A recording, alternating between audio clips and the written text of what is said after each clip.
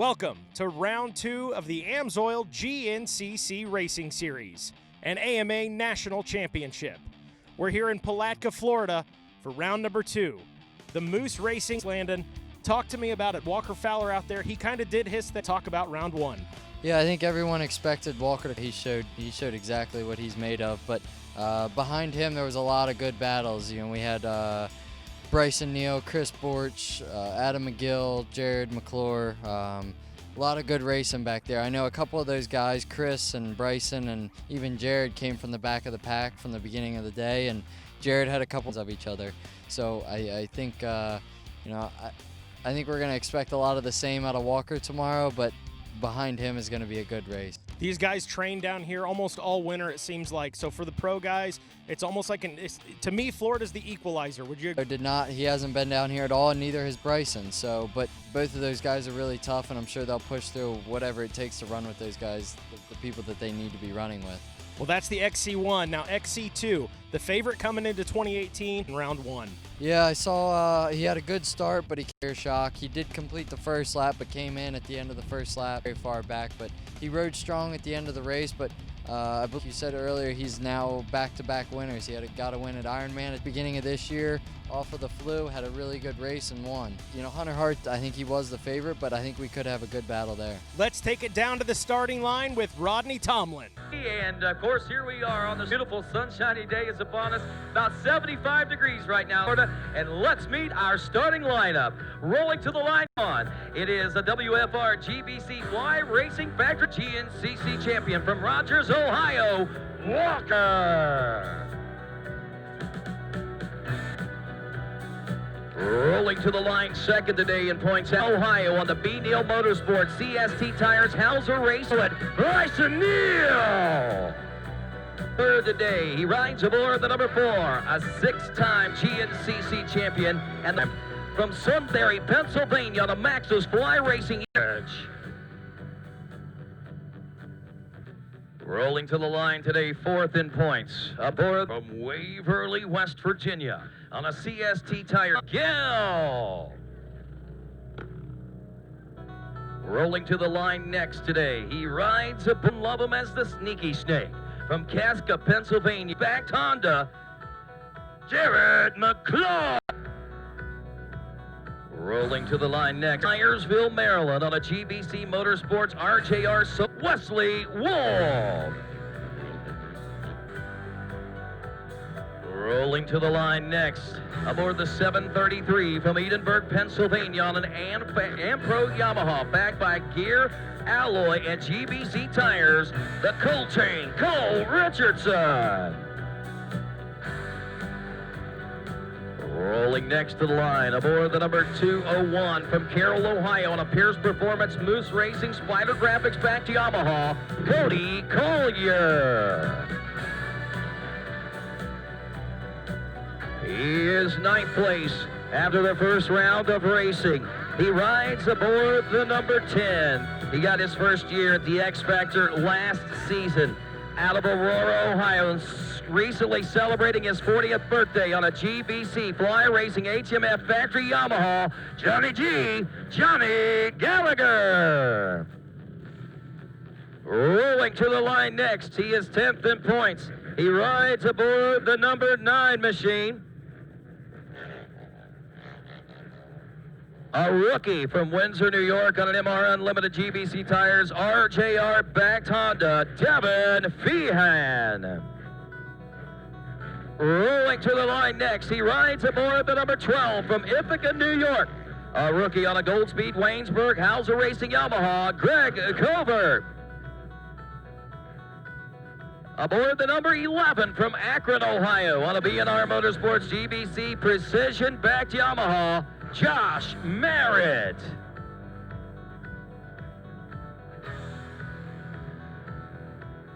The number 407 from Noster, Missouri, on a Baker Racing Honda.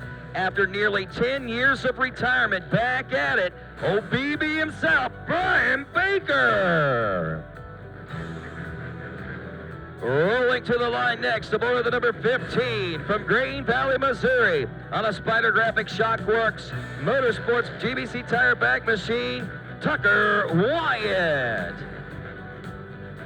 And last and certainly not least, hailing from Richford, New York on the Spider Graphics GBC Moose Racing backed Honda, the Richford Rocket, Marty Christopherson. And that, ladies and gentlemen, your starting lineup for this Moose Racing Wild Boar GNCC. As the tension begins to build here in the sands of Florida today, the starting lineup have picked their positions on the starting lineup, the Xc2 Pro Class, and they are amped and ready to rock. Walker Fowler coming off of yet another incredible win, coupled with a podium position finish in UTV racing just 2 weeks ago at the season opening Big Buck GNCC.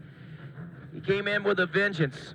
And, of course, he left it on the racetrack as he is ready to make things happen here today. He is going down the line right now, wishing everyone good luck, slapping high fives, giving bro hugs.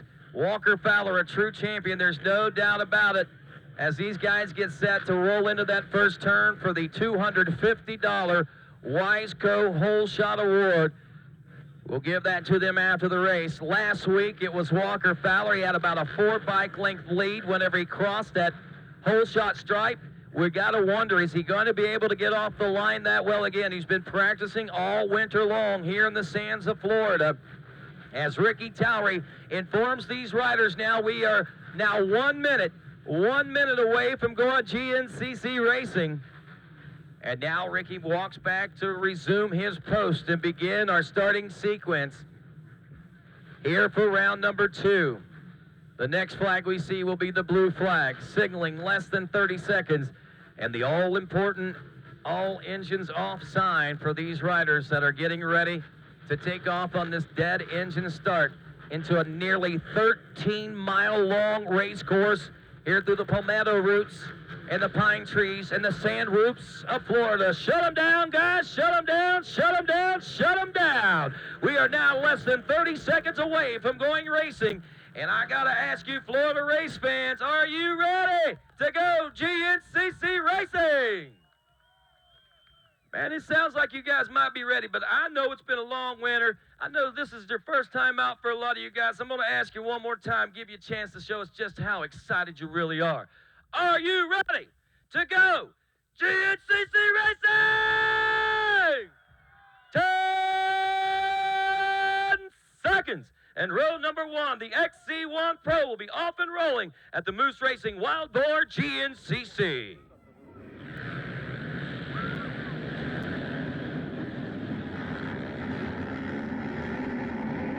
And $250 up for grabs. It's Wesley Wolfe. WW getting the hole shot. It's a drag race to the 3rd turn, and Wolfe is leading this, the sophomore and motocross star as well. Row 2, the Xc2 Pro M, Hunter Hart, Drew Lander, Steve Covert, Tanner Walker, Zachary Dean, Bertie Livingood, Kenny Schick, also Ben Kowalski, Gabriel Nod, Nick Royalty, Matthew Lindell, Cameron Bruce, Jay Wagner, Gus Rickman, Austin Abney, John Glotta, Devin Masters, and Sam Huff, all ready to roll in 10 seconds.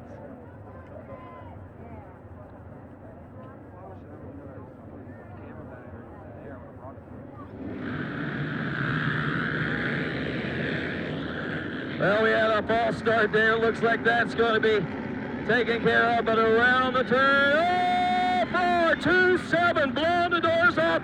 Cameron Bruce from Darlington, Pennsylvania, B&R Motorsports GBC, HMF-sponsored rider to a Senior A 40-plus class now. Michael Hayes, Martin Whitty, Richard Taylor, Roberto Rivera, Justin Kerr, John Salsa, Brian Halsey, Tommy Thompson, and Juan Cabrero. All ready to roll on Ricky's cue as he lets them know.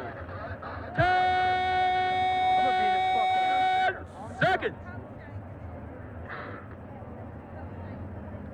You did put that SE part in there, right? Yes. And they're off. 6:59. Is that Juan Cabrero? Let's see. No, he gets it. It's a 4:16. Tommy Thompson from Kannapolis, North Carolina, Beaver Honda, Shockworks, and Turtle Race Engine back machine. Didn't run like a turtle I've ever seen. College A coming up next, Cade Vanderpool, Tyler Swindle, Gage Chrisman, Joseph Yerkson, Kelton Harbin, Gilardi Nicholas, also Noah Mikkelsen, David Brinson, Matthew Blankenship, Seth Wilson, 10 seconds. McCain Jennings, Corey Silverthorne, Jacob Weichmeyer, Ronnie Rush, Eli Kiger, Mikey Nichols, and Bodie Lamoureux.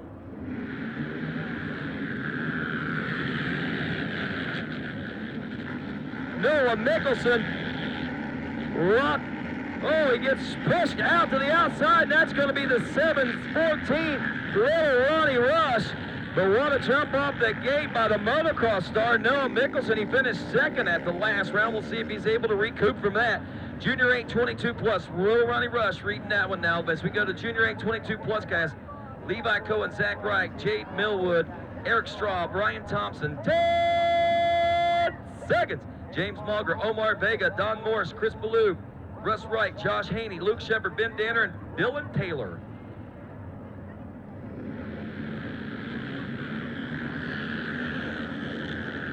Around the first turn to the second turn, they head toward that whole shot stripe. It's 3:21, still at the second turn. That was not his GNCC number, sorry about that. Then A, Jeff Pickens, Big Papa P, AJ Kuntz, Nick Carnelli, and David Pichet ready to go. 10 seconds.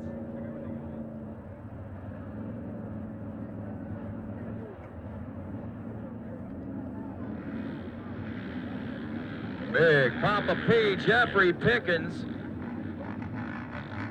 Out of Shamokin, Pennsylvania, GBC Tires, Waynesburg, Yamaha. Oh, he gets taken over by the 415. Nick Carnelli. Wow, this is going to be a battle here out of Concord, North Carolina. 161 Turtle Engine, 6.5 designs. And those Turtle engines are running like rabbits today. Senior B, 40 plus in 10 seconds. Jacob Phillips, Peter Dendria, Ed King, Brian Locke, and Scott Yadis.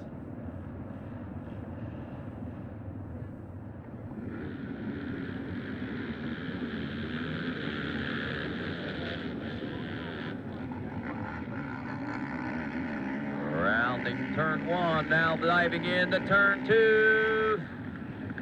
Oh, missed his number, but wow, I was impressed by his riding abilities. College B class, Jeremy Ladon, Aaron Bosley, Grayson Eller, Jaron Dawkins, Colton Dobbs, Alan Daniels, Colby Clark, Carter Kearns. 10 seconds.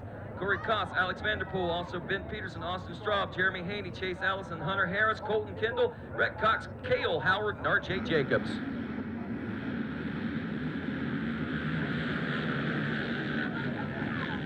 Around that first turn, somebody on a Honda. Well, 504 Hunter Harris out of Trevorton, Pennsylvania, grabbing a good early lead, rolling into that second turn now. Junior B 22 plus class, Charlie Rogers, Nathaniel Tickle, Derek Way, Tristan Jones, Travis Bruck, Emily Wise, Cody Holcomb, Dustin Ulrich, and Blaze Taylor. 10 seconds.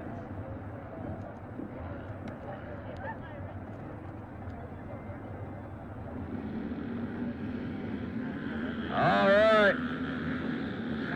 Oh, Emily Wise, 419. She does it again. The whole shot queen is back. Look at her go, folks. Waynesburg, Pennsylvania, Waynesburg Yamaha, Barnhart's Honda, and Outlaw Motorsports sponsored. Event B 30 plus class coming up next. Zach Philp, Lodge Blazinski, Wesley Smith, New York Dave Napo, Chris Conklin, David Rudder, John Sutton, Dustin Dickerson, and Steve Barber in 10 seconds.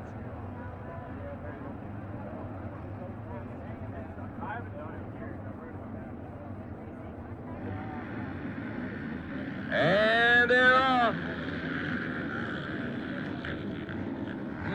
Position jockeying as they go through that first turn, a drag race into turn two. The 719, I believe, is going to get that lead. Chris Conklin from Sistersville, West Virginia. Zachary Phillips side by side with him there. We check things out. One more bike still going off the start. It's a fresh, clean start now, my friends. We'll be getting ready for UTVs down here in a little bit. But right now, we got ATVs on the racetrack. Stick around. GNCC Live continues here on RacerTV after this.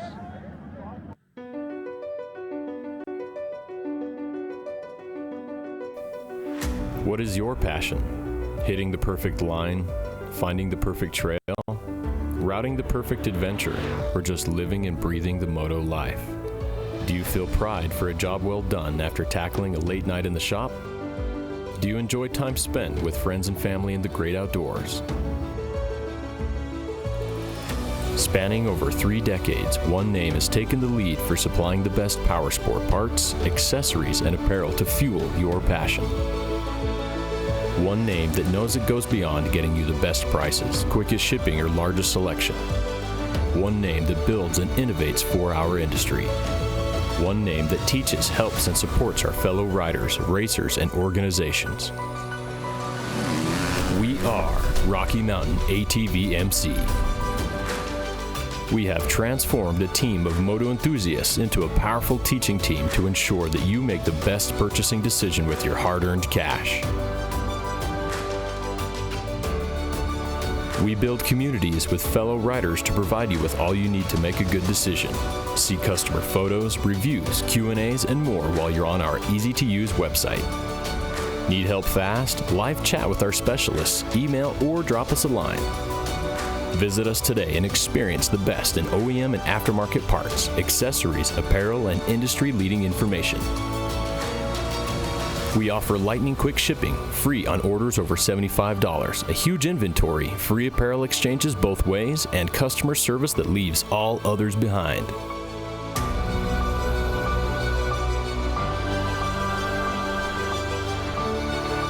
Experience one name that leads all others. Rocky Mountain ATV MC. Get ready. I'm a sore loser. I'm a sore loser.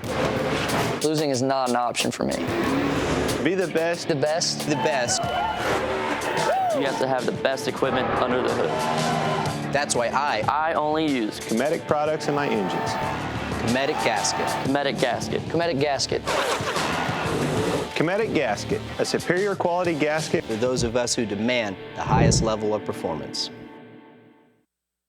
We handle your races, your jumps, and your trails. Isn't it time you give your daily driver the same love? Amsoil Signature Series Synthetic Motor Oil delivers 75% more engine protection against horsepower loss and wear than required by a leading industry standard. Amsoil also offers a full family of ATV, UTV lubricants, giving you above and beyond fortification for your weekday and weekend vehicles. Amsoil, devoted to protection. And welcome back to GNCC Live. I'm Mikey Waynes, joined with Landon Wolfe, and here in a moment, Rodney Tomlin. We heard from him down at the start, obviously. We are here in Palatka, Florida. Beautiful, beautiful, sunny Florida for the Moose Racing Wild Boar round number 2. Can't believe it. Landon, man, round number 2. Talk to me about what these guys can expect out of Palatka, Florida. Well, it's a typical Florida race. I mean, it's very sandy. We got 2 different sides of the track. They're actually completely different sides, completely different scenarios. The first side, which they should be on right now, is super rough, super sandy. It has no bottom. Looks like they're coming through the FMF PowerPoint right now. So that side's really rough. They get on the other side. It's going to be some really fast racing. Good stuff to watch over here on this side of the pits. One of the things that stood out to me last year was these mud holes that these guys are going to face. How is it compared to last year? I mean, I know you were running it last year. Is it anything like that? I mean, that FMF PowerPoint last season was just, it was absurd. Yeah, this year I think it's a little bit drier down here. I don't know that they've gotten much rain here recently, but It is still an issue with some mud out there, and the bad part is even if it starts out as a little bit of mud, it's sand underneath. So every time they go through, it gets deeper and deeper and deeper. So by the end of the race, it should be some pretty gnarly stuff. That's one of the things I picked up from this morning, just being at the finish line. You know, it'll rut out, sure, but here in Florida, it just seems to get progressively worse and worse and worse as the race goes on. So you got to think that that's probably going to play a factor for some of these guys out there on the sport quads. Yeah, I mean, I even saw there at the finish line of the AM race, people were actually getting stuck just pulling through the finish line. I mean, the ruts were getting so deep, they couldn't get their tires on the ground to get any traction. So. But you know, these guys know what they're doing out there. Oh, for so sure. They'll stay in the good lines and keep their bikes moving, that's for sure. Well, it looked like early on, it looked like Walker may have worked his way out into the front of this pack. I'm not real positive. I know the whole shot went to Wesley Wolfe. WW, man, out there, he was on the throttle taking that whole shot out of the XC1. So great start to this one for him. And then things will sort out. I believe it was Adam McGill back in the 4th place position. So not sure who is in there in the number 2 and 3, but we'll get it all sorted out. We got Walker Fowler out in the lead already. Not good news for everybody else. Yeah, that's exactly where he wants to be. Yeah, Chris Borch is in 2nd. I'm sure he's trying to stay right on his heels, watch every move he makes. And then Wesley Wolfe is in 3rd, and I didn't quite get the rest of the pack, but it should be coming through the field section here soon. We'll get it all figured out. No, that's not. So this is mile marker 6, so I'm not sure. I need a sheet. I got it somewhere of what our next shot will be. There we go. 8.5 should be our next shot, and that's the field section. There is a massive field out back behind the starting line here. It's I mean, it's a good, I don't know, 3 minutes, 3 minutes in a field. So. That'll be some good racing back there. Good opportunity to pass, and from there to the finish line, it's all really fast. A lot of open stuff, a lot of lines. So if it does come down to the last lap, it's going to be some good racing there at the end. For sure. So what do you think as far as Florida goes? You kind of hear people talk about it, sort of an equalizer, the sand, not necessarily something a lot of these guys are used to riding in, although quite a few of them train down here in the winter. Do you think that's given them a competitive advantage coming into this one? I know Chris Borich down here trained in, some of those other guys as well. Yeah, I mean, I think at one point it used to be an equalizer when not everybody came down here, but now almost everybody. I mean, Bryson wasn't down here and Jared wasn't. Out of the top 5, those are the only 2 that weren't down here training all winter long. But as we know, both of those guys are some of the toughest guys out here, so they'll work through it. But it is somewhat of an equalizer. I mean, not. I don't think anybody says sand is my specialty. Sure. But I think it'll still make for some good racing. Bryson, notably, you know, he's been talking. He's been his summer in Ohio. He said he worked in some gravel pits and this. The confidence is there. Yeah. So I don't think that's going to be lacking at all. So we'll see how this day turns out. Yeah, the kid's got the speed. He's I tell you, if he would get his starts together, if he could get off the line and get up there front, instead of having to work through everybody at the first and second lap, that would make a world of difference for him. But every race he still ends up front. So I guess if it works for him, keep rolling with it. I think at this point for Bryson, it's sort of the monkey on his back. You know what? I mentioned it to him yesterday. It's always the same question for him. What is it going to take to get himself up there at the center of the box? And he knows it as well as anybody else. Yeah, I mean, he's been close a lot. He's right there. He just needs to keep working, keep working through it, working hard, pushing hard, training hard, and it'll come sooner or later. I mean, he's been close a couple times. I know at Big Buck 2 years ago, I believe it was his first year in pro. He basically had the win in the bag and lost it there in like the last mile. But there have been countless times where it has been on his lips. I mean, he's got it there in front of him. So just a little bit more time and maybe a little bit more experience to run with these older guys. I mean, he's still a young kid. So give him a couple more weeks or a couple more races, and it should be there at any time. Get this thing sorted out. So again, we're still looking at the FMF PowerPoint here at mile marker 6. Our next camera shot that we should see those guys rolling through would be the 8.5 mile marker. That's going to be that field shot. And then Walker, Borich. So we just got confirmation at the 5 mile marker. It was Walker, Borich, and McGill. There's your 1, 2, and 3. They'll be coming through that 6.5 coming up next. That's going to be that the corner of the woods there. See those great long shots of this FMF PowerPoint right here. We've got some good racing action already here in Palatka, Florida. The Moose Racing Wild Boar. I can't believe we're talking about round number 2, 2018 already.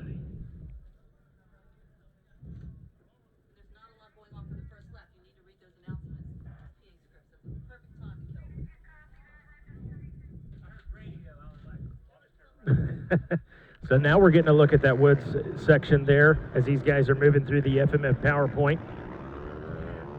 And we've got some great camera shots set up for this one. We were talking about it yesterday. Pretty exciting stuff. So should have some good shots of these leaders moving through here. Be able to keep you updated on that. So here's Borich working his way through there. Yeah, so they're coming through this FMF PowerPoint 2 different times. The first time I believe is about mile 3.5, and then they go back into the woods a little bit, and then now they're coming back through the FMF PowerPoint for the second time. Looks like they're getting spread out a little bit. Looks like Adam had a How about that? in his front fender, but plugging away. I know I rode out there this morning. It's out in that part of the track. It's incredibly dusty, so. I would imagine that explains the little bit of separation in between each rider. Looks like we still have Walker in the lead, and like I say, everybody's a little bit separated, but we had Walker in the lead, Borich in second, McGill in third, and now we got Wesley coming through, Wesley Wolfe, Richardson's right behind him, and looks like Bryson is hot on his heels. Wow, how about it for these young guns right now, man? I tell you, they are. What's going on there? That's Feehan. He's come up through the pack a good bit. He's hanging in there as well. And as you can see, they're almost struggling to see even where the track is a little bit. It's so dusty out there, but. So this is the dust you guys were talking about this morning. Everybody kept coming through saying, oh man, the track was dusty. It was dusty. There we're getting a look at Walker Fowler moving through the woods now. Wow. God, look at him flow. And the space he's got already between him and second place. Yep. This is just effortless. So they are coming around the backside of the finish line right now. That's where that's at. So they're going to be coming up the backside of the finish line, and then here shortly out into this field section behind the starting line. So this is exactly what Walker Fowler talks about, man. He wants to get out in front of this pack. He wants to get out early and just ride his own race, get completely away from everybody. And here we see our second place rider, Chris Borich, working his way through. I don't even know what the second difference is in those guys right now, but it's big. Yep, pretty big already for the first lap. But it looks like, I mean, you see there's 2 different lines coming down there. Here in the Florida sand, if you get out of the main line, like the line Chris just came down, here we got Adam McGill coming down, but if you just jumped over one row in those pine trees, it's a lot smoother, and you notice where Walker was over in that smooth stuff. Well, I'll tell you, Walker spent plenty of time down here in the sands of Florida, as a lot of the guys have, and he just seems to be so accustomed to these sands, as like we said, a lot of the guys. But what is it about Walker that lets him get that separation out there, man? Is it the dust? Is it just that he goes so fast in the early part of the race, or what is it? I don't know. I tell you, he's the definition of a true champion. It doesn't matter if it's sand, rocks, mud, dry, dust, anything. It doesn't matter what it is. He puts his head down and rides just like he owns the place. So, and it works. So. I tell you, this course, you're talking about the course there. We've got several different sections of race course out there. There's some tight sections.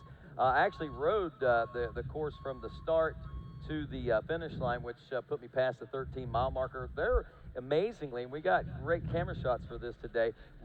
This last part of the track, a lot of opportunities for passing and things like that. And I really think it's going to set the stage for a great end to a great race today. And also, with that being said, you kind of wonder what it's like. Well, we had a chance to talk with Bolton about that, and actually he gave us a pretty good description of what we have to look forward to here for this Wild Boar GNCC.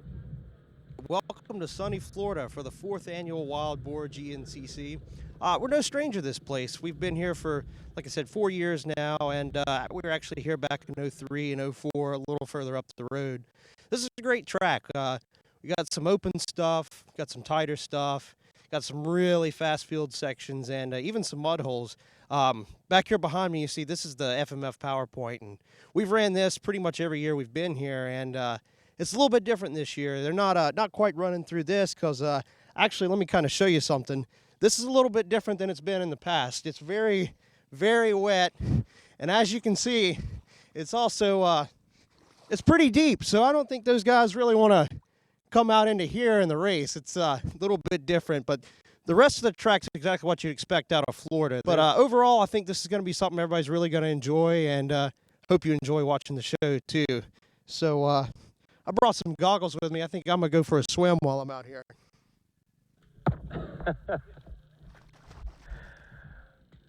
Oh, wow. He is brave. Yeah, he is. Because there are signs all over the place that say, beware, gators are real, you're in Florida, this is not West Virginia or Pennsylvania. So, bolt on. Just doing his thing out there. Scuba diving here in Florida. Here we come out into the big field section out behind the starting line. We got Walker Fowler obviously coming through in the lead, up on one wheel, just flowing like he does. As you can see, we still got some pretty decent sand, but he's giving a look back, seeing what kind of lead he's got. And this is exactly, you talk about this all the time, this is where Walker wants to be, and if you talk to any of the other guys, Bryson, Chris Borich, Adam McGill, they say you don't want to let Walker get out in front. When he's in this kind of position, kicking up the sand's got time to settle, even before you see another rider, and he's looking over the shoulder. No one in sight. Here we go. Here's our second place rider coming up. That's Borich. So we've got Chris Borich now working his way through this section. But, man, what a lead for Walker. We thought he was out to prove a point in round one. I think he's making a bigger exclamation point on this in round two. Yeah, I mean, this lead he's already got is pretty substantial. And like I say, I think a lot of it goes to the dust out there. It's going to be tough, and until they all run into lappers and they're all on an even playing field, I mean, the lead is a big advantage at this point, but, you know, give it some time. But as you can see, nobody is wheel to wheel, not yet anyway. And I would say that's all due to dust. I think the dust is pretty bad out there. Adam is hanging in there pretty close to Chris. I mean, he's a couple bike lengths off, a couple seconds off, but he's hanging in there tough. Well, you know, you mentioned that you don't, the reason you don't think they're tight right now. Now, do you think that they're going to be able to find a way to tighten up as the race wears on? Is this something we're going to be seeing, you think, throughout the course? Is this going to be kind of a general thing, a lot of separation, and it's going to take a mistake for somebody to catch up to somebody? I think there will be more separation than what we're used to, just because you do have the incredibly rough track and you do have a lot of dust. But as we get more into the race, everybody wears down a little bit and they get into some lappers. That's a good point right there. The lappers. The lappers are going to be a big thing, and the first person to catch the lappers always has the disadvantage, because when they come up on the lappers aren't sure.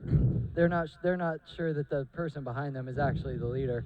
Once that person goes through, they then know the Xc1 Pro Class is coming through and they need to move over. So whenever that happens, I guess it's probably best to be 10 or 15 seconds behind whenever you catch the tail of the pack then, huh? Yeah, I mean, you can use that to your advantage, like, big time. If you're getting a little lazy, getting a little tired, and you're dropping back a little bit, wait for that guy in front of you to run into the back of a lapper and hold him up a little bit, you can pull right back up on him. But nice. It does look like we got some pretty good racing here. I mean, here comes Josh Merritt through the field section. We got Josh, Marty, Tucker Wyatt, and Cody Collier wheel to wheel. So, wow.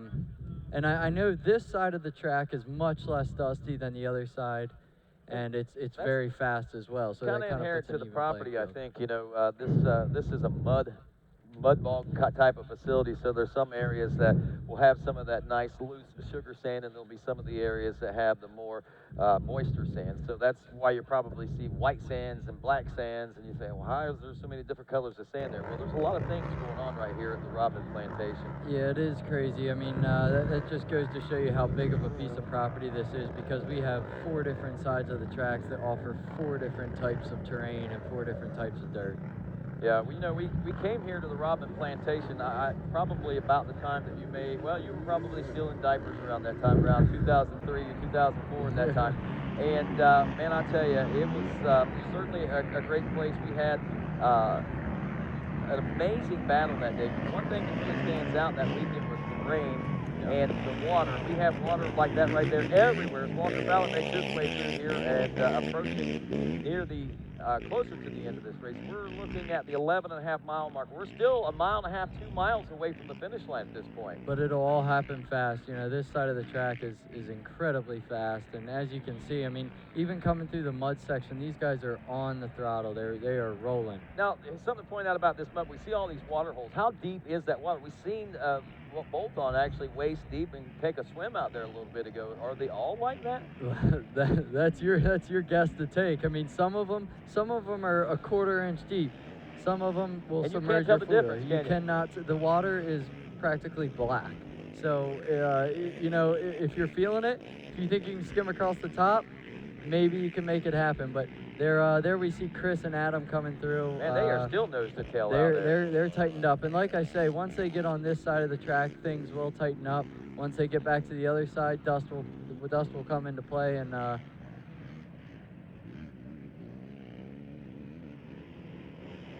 well, I tell you, you know, as we open up the 2018 championship season, we had just under 2,000 entries at the Big Buck GNCC when things got underway. We're getting off to another good start. We got some over 120 riders here this afternoon for the afternoon race. We had well over 200 for the AM race, and only about 50 kids for the youth ATV race. But man, I tell you, for no more than 50 kids on the racetrack today, they put on a heck of a show.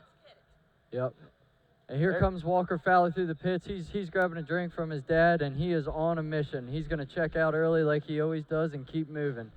All righty, so Walker Fowler heading down the BP Fuels Pro row there, and he has got, wow, there's 10 or 15 seconds that we're already taking note of, and a monumental lead over the rest of the field as they continue to jockey back. I believe it's still, is it McGill and Borch? Yeah, we're gonna have well, as of the last camera shot, we're gonna have Borch coming through, and we're gonna have Adam hot on his heels. But as you can see, I mean, Walker is in fine condition, and he's already swinging in, grabbing a drink. Oh, look, we got Adam McGill coming through in second, so he has gotten around Borch. But I'm sure Borch isn't gonna let that one go easy. So down through BP Fuels Pro Row go our leaders with a vengeance right now. And folks, this is only the cutting edge of this 2-hour race. We haven't even completed this first lap of racing yet. So just now approaching the 12.5 mile marker. We'll get to see these guys back out here again in just a few moments. They came through the pits, and they're going to be back out about the 12.5 mile marker. And then we'll be seeing them at the finish line there shortly after. There's Walker Fowler back through the field sections once more, making things happen out there. And look at that, not a lot of dust kicking up. I tell you, I mean, I think that things have settled down a little bit. There are just 1 or 2 sections that might seem to be a little bit, but look how nice this racetrack is. I mean, it makes you want to get out there and go riding, racing or riding, pleasure riding, either one. This right here, this track, looks like a dream track. 35 seconds is what we're looking at between first and second place. And was that's McGill still out there in that number 2 spot. Chris Borch using those alternative lines and trying to cut that track a little bit shorter. They're going to the extreme inside, and it pays off a little bit. But, man, I tell you, the Gator is chomping out there right now as he's got the hammer down. I tell you, he's in his swamp down here. You know, this is his swamp. He's like Shrek down here. Yeah, no doubt. And then you can see Jared Mcclure. He didn't have a great start either, but I think he is at least staying there, hanging in there, probably closing up a little bit. You know, they may be swapping positions, losing a little bit of time. One thing I did notice when they came through pro pits over here is Bryson has not gotten around those guys. They're holding him off pretty good. You can see Cole did get around Wesley just now, but Bryson has not gotten around those guys, which I was expecting them to move through them as quick as possible. How about that for that hole shot for WW, man? I mean, that was pretty impressive to see that youngster be able to grab that hole shot, and that's a good opportunity for him to do some learning as well. It's funny how those 2 Suzukis, I mean, we only got 2 guys in the pro classes on Suzukis, and those are the only 2 guys, to my knowledge, that are lining up on Pro Row without 24-volt starting system. Really? And both of them are always up front on the start. So. You gotta wonder what would happen if they had a 24-volt system. Yeah, exactly. There's apparently those Suzukis don't need them. I know that. So I don't know if the other guys want them to have it. So they're trying to keep that a secret, probably. Now this is a section of the track leading into the finish line right here. Yep. I did ride this section of the track, and I got off. I was curious. I was like, man, that's probably only an inch deep. Well, this little section right here, well, one section behind, the deepest I found was about 15 inches. Yeah, that's deep enough. That's deep enough, but you can't tell that. And if you go through it, it could waller out and get even worse. Absolutely. It is called the hog waller, by the way. Absolutely. And as of now, I mean, here in the beginning laps, I don't think we'll see any of that at all. No. But, you know, come the second to last lap, They'll especially speed cross that. considering this is right before the finish line, I can bet we're going to have some people trying to blitz those mud holes. They're going to waller right through them. Yeah, they're not going to show their cards anytime before the finish line, I don't think. And if they have waited out there and checked it out for themselves, and I think that most of those guys probably took a minute to go out with a stick and just see if there happened to be a solid line out there. And yeah, and you can see a lot of the riders out doing that. They are doing that when they're walking the track. I saw a bunch of dirt bike guys out doing it right now. But looks like here we got Walker Fowler coming into the finish line area for the first time. They actually came through here once already, but as you can see, the ruts are, oh, he is going through it. But as you can see, the ruts are getting incredibly deep already. Right. I mean, he's already high centering in the middle of them. What's that going to mean for the race? I mean, that's going to start, people are going to start getting stuck, and other lines are going to have to open up. It's only going to get worse. And, you know, this is the first lap, so, and, you know, they took a dozer and even smoothed it out. But as you can see there, they're already starting to take alternate lines around it because, you know, if you're sitting there high-centered and can't get any traction, you're not going anywhere. So McGill and Boric 2 and 3 as they make their way here to the finish line, as you can see, coming out of the 1,000-acre woods. About 6,000 acres of land and terrain that we have here at the Rodman Plantation to play on this weekend. Isn't it great? Incredible. So it's a massive piece of property. You can see here we got Jared Mcclure coming through. He's hanging in there tough. You know, like I say, he's one of the guys that one of the front runners that hasn't been down here in Florida like the rest of them. But he's not going to let that stop him. I mean, as you can see, he's hanging in there just fine. He's going to keep pushing through the sand, and I'd imagine he'll be there at the end of the race as well. Oh, you know, the thing about you got to say about Mcclure is he's one of those riders that it seems like he gets stronger as the race wears on. Oh, no. Who was that? You can see Bryson has closed the gap on Cole and Wesley. Okay.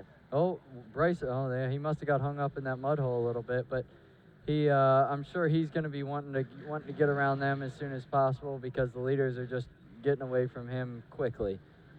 Well, let's take a look at things right now. Walker Fowler is in right now. He had a 28.8 second lead over Chris Boric at the finish line barrels. Adam McGill checked in another 17.6 seconds behind him. That was, I guess, after that first lap of racing. And then here we are with Jared McClure, another 6.2 seconds back. So I guess it's 28, 17, and 6. And now there is Cole Richardson checking in. He is now getting credit for the number 5 spot, just ahead of Wesley Wolfe, who is 6. Bryson Neal running in the number 7 position. They are about 25 seconds off that 4th place position right now, and only a handful of seconds separating 5th, 6th, and 7th as we roll into lap number 2.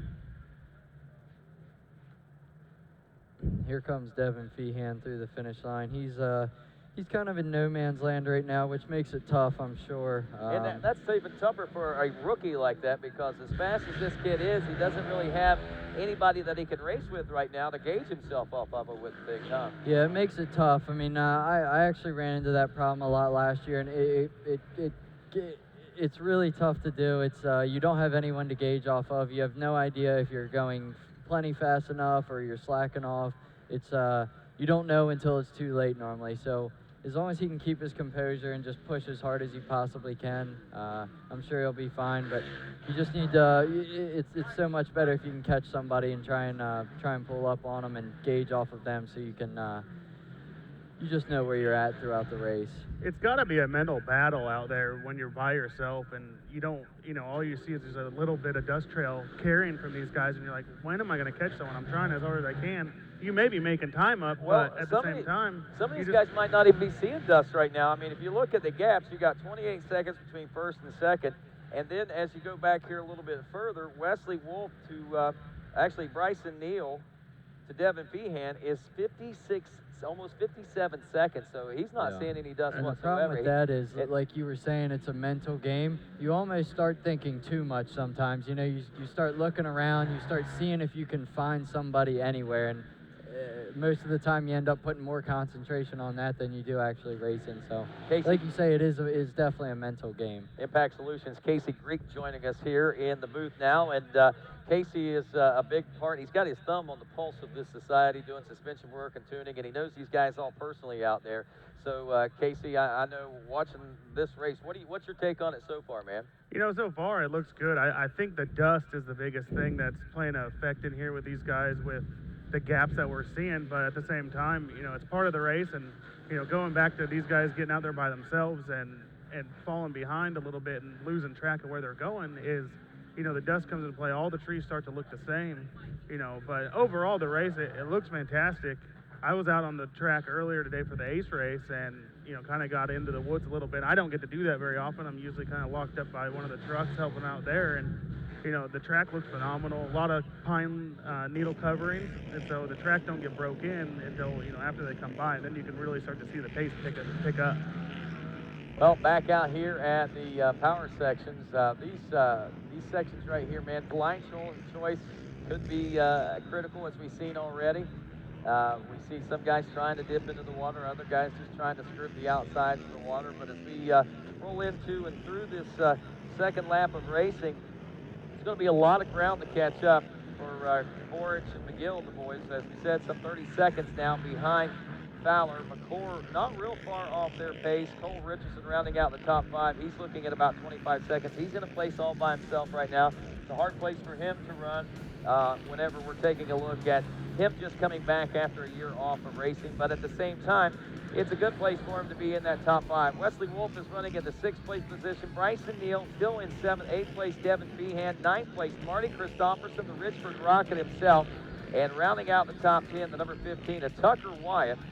Wyatt here with us, and good to see him getting and breaking into that top 10 like that. And of course, with that kind of sets the stage for another great day of racing here in the sands of Florida. You want to know how it's all going to pan out? Can Walker Fowler keep this pace? Will anybody be able to dent that lead? Stick around. GNCC Live continues after this.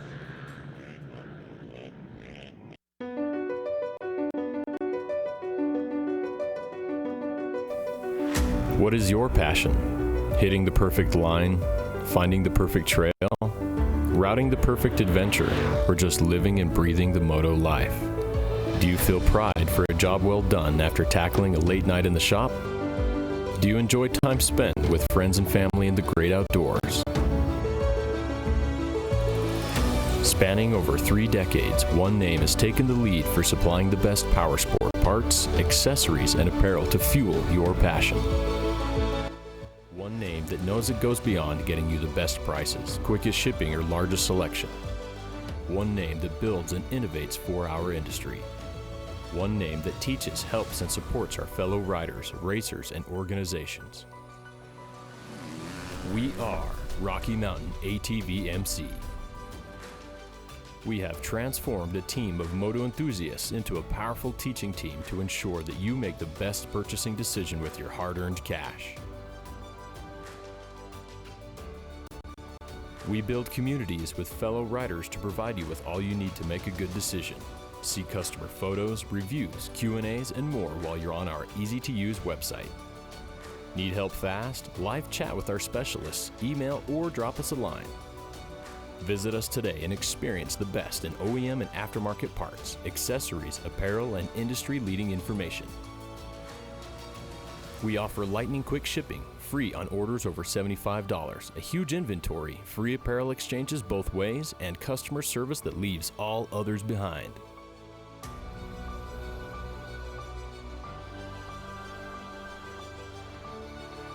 Experience one name that leads all others. Rocky Mountain ATV MC. Get ready. I'm a sore loser. I'm a sore loser. Losing is not an option for me. Be the best. The best? The best. You have to have the best equipment under the hood. That's why I only use Cometic products in my engines. Cometic Gasket. Cometic Gasket. Cometic Gasket. Cometic gasket, a superior quality gasket For those of us who demand the highest level of performance. We handle your races, your jumps, and your trails. Isn't it time you give your daily driver the same love? Amsoil Signature Series Synthetic Motor Oil delivers 75% more engine protection against horsepower loss and wear than required by a leading industry standard. Amsoil also offers a full family of ATV, UTV lubricants, giving you above and beyond fortification for your weekday and weekend vehicles. Amsoil, devoted to protection. And welcome back to GNCC Live as we come to you from Palatka, Florida for round number 2, the Moose Racing Wild Boar GNCC. Rodney Tomlin along with Landon Wolfe, also Mikey Waynes and Casey Greek joining us here on a Saturday as well. Big Chad Weenan in the house, a 5-time ATV motocross champion. Do you see the guns on that dude? Golly, I mean, Whoa, come back what was here, he Chad. doing over here? Ed Parker, we worked He just broke the house. Those guys are all going to Look be at, he's lean, short hair now. Look at him. I ain't seen him in a while. He looks pretty good. I mean, he is lean and mean fighting machine now. Joel Hetrick better watch out on Tuesday at the ATV Supercross, it looks like. Wow, that's going to be a good one. You can watch that right here on RacerTV.com and on GNCC Live through our ATVMX Live through our pages there on Facebook. So be sure and check that out for sure. But wow, my mind's completely blown away. But I'll give you an update on what's going on. Coming through there at the 3-mile marker, Walker Fowler's made his way through about 30 seconds back. Stills the 5:21 of the Gator McGill. And right behind him is Chris Borch in that number 3 position. Here we got a replay of them coming through the first section of the PowerPoint. As you can see, I mean, when they came through the first lap, that was all sand they were touching. When they dropped down in there, it's already getting pretty wet, deep ruts, and he's in and out. Wow, looking good. Now let me add, did you guys get a chance to ride that section of course? Yeah, we do. It's part of it, almost all of it, but yeah, it's that sand that has no bottom out there. I mean, you could dig the China if you wanted to. It's There's one of our leaders. That is actually one of the that's 8th place rider, number 9, Devin Behan, now making his way through. I was actually over and watched the finish of your race, and even the ruts at the finish line, people were getting stuck and hung up and high centered like crazy, and I'm just like, it's got to be 10 times worse out in the woods. Yeah, I mean, by the end of this race, these guys are going to be they're going to be all over the place, just trying to keep their tires on the ground, digging dirt. Well, again, as we take a look at this, wondering how things are going. Here, example A right here. Oh yeah, that's it. That's going to get rough for those guys. But speed's going to be, you're going to have to keep momentum to get through this section of the racetrack. But taking a look back a little bit further in the pack, oftentimes this first couple laps with these riders just trying to feel things out, you see these Xc2 guys usually up top 10, top 5 sometimes. Well, today that's not so much the case. You take a look at it, Hunter Hart's all the way back at 12th. He's leading that Xc2 Pro-Am class. You got Matt Lindell about 2.5 seconds behind him. They got a 25-second gap back to Drew Landers, who is 14th overall, 3rd in class. John Clauda is 4th in class and 15th overall. Gabe Nod out of Canada welcoming him on the 252. He rounds out the top 5 in class, and he is 16th overall. Then you got Kenny Schick from the Xc2. You got Austin Abney, 18th in the Xc2. 19th, Noah Mikkelsen, ATV motocross rider. That's your Rockford Fosgate Tyloob Honda rider, leading the College A class. His first time ever racing woods was last year when he tried some C class racing, and he thought, well, I'll give it a try in the A class this year. And lo and behold, nearly won last time. He got 2nd. He's out front this time. It's going to be interesting to see how the Moto Stars do here in the sands of Florida. Yeah, absolutely. I do see right behind him, about just over a half a second behind him, is Ronnie Rush, young kid, first year in the afternoon race, and so I'm sure That's impressive too, right there. When you're talking about little Ronnie right there. Well, especially, not so little Ronnie especially well, he's a small kid, and being down here in Florida, as rough as this place is, I mean, it's I'm sure it's brutal on him. This track's going to be taxing. So, but he does have a lot of experience in the woods. Noah Mikkelsen, obviously fast on a four-wheeler as well. That could be a good race in the end. It most certainly can be. I can't wait to see how that one pans out. We'll keep an eye on that College A class right now. Noah Mikkelsen leading I call him Little Ronnie Rush. He's not so Little Ronnie Rush anymore. He's getting bigger, But anyway, I wanted to point out too, Brian Baker. You remember Brian Baker, former Xc1 Pro? He might have been before your time. Yes, that was before my time, but I do remember him. Brian is back. He showed up in South Carolina. He's racing Big Buck. He lined up today, 45 years old. Here's the cool thing. He's coming out with his son. It's a father-son effort. His son races in the morning. He races in the afternoon. There goes Hunter Hart through, I believe that's the first section of the FMF PowerPoint. It could be, yeah, that is the first section of the FMF PowerPoint. Looks like he's opened up the lead a little bit. I know he had an issue at round 1 that set him back a good bit. He was pretty disappointed in that, but he's been down here training in Florida all winter too, so I know he's hungry for more. Here comes Walker into the... Wow, coming out of that Monster Mile section. Did you get a chance to run Monster Mile this morning? I did not that I know of. Yeah. I could have. Did you see a mile of Monster banners anywhere? I don't know that that's actually, it's a complete mile of Monster banners. Well, it doesn't have to be a mile. All it has to be is a monster and tough section. That's the idea behind it. It has to feel like a mile, a long mile. It probably was, and I probably was in it at some point, but you know, that's tough stuff out there. I try and keep my eyes on the road. Here we got Adam McGill coming into the second section of the FMF PowerPoint. It seems like he's by himself, but he's not. I mean, no, well, it's hard to see Chris in there behind him, so I'm sure Chris is getting tired of eating his dust, but you're probably going to be looking to see a pass out of him here soon, or at least a shot at it anyway. Yeah. And here we got the I guess that's second, I think that's third and fourth place in Xc2 coming through the first section. Right behind them is Jared Mcclure hanging in there. He's going to have to get on the gas a little bit to close up that gap on second and third, but he's hanging in there. That kind of tends to be Jared's MO. He hangs back there fourth, fifth, and you know, right at the end, last couple of laps, I think he took a note out of old Chris Bort's, you know, handbook, and he seems to strike late. And reason Rodney calls him the sneaky snake. He's always going to be there at the end of it. And, yeah, he just kind of bides his time. He does, and whenever he starts out in fourth or fifth place position, I never count that guy out. I mean, he just kind of hangs back there. He don't look like he's making a lot of noise, but it's always, he just seems to capitalize somehow, and he capitalizes huge, you know, because it seems like he's outside of it, and then all of a sudden he's right in the middle of it. Here we got, looks like Bryson has gotten around Wesley and Cole. He's on the gas, as you can see there. He's pushing hard, rolling hard, and you know, one good thing that could happen is he catches up to Jared, and those two work together to catch the lead pack. But here you got Walker Fowler coming into this section, and look at him. He hops out of the main line, gets on some fresh track, jumps over a log, and back onto the track. I mean, that's just smart racing right there. It doesn't get much better than that. Yeah, if you're watching this, you might learn how to conserve some energy. You wonder how people can go that fast, that hard, and not wear down. It's a matter of riding the smart lines. Look at this, nose to tail nearly for Chris Borich on the rear wheels and grab bar of the 521. Adam McGill as they come through this same section of racetrack now. These guys are no strangers to each other. They've been doing this together for countless years, and you know, the battles that they've had at this track in particular is incredible, and to see those guys together as Jared's starting, maybe looking like he's closing in just a little bit. He's about 14, 15 seconds behind those guys, and Bryson Neal's going to be the next guy we're going to see here, and that guy is an animal, and I think it's going to spark a flame under Jared, and they're going to take off and try to make a run at that top three, top four guys. I think the best thing that could happen for Jared right now is Bryson does push really hard and catch up to him. Those two can work together, you know, draft off of each other and put in some work to catch, maybe not Walker, but at least second and third. But it looks like the gap back to Bryson is a pretty big gap. I mean, well, he had a rough first lap, took him a while to get through some riders, but he's plugging away.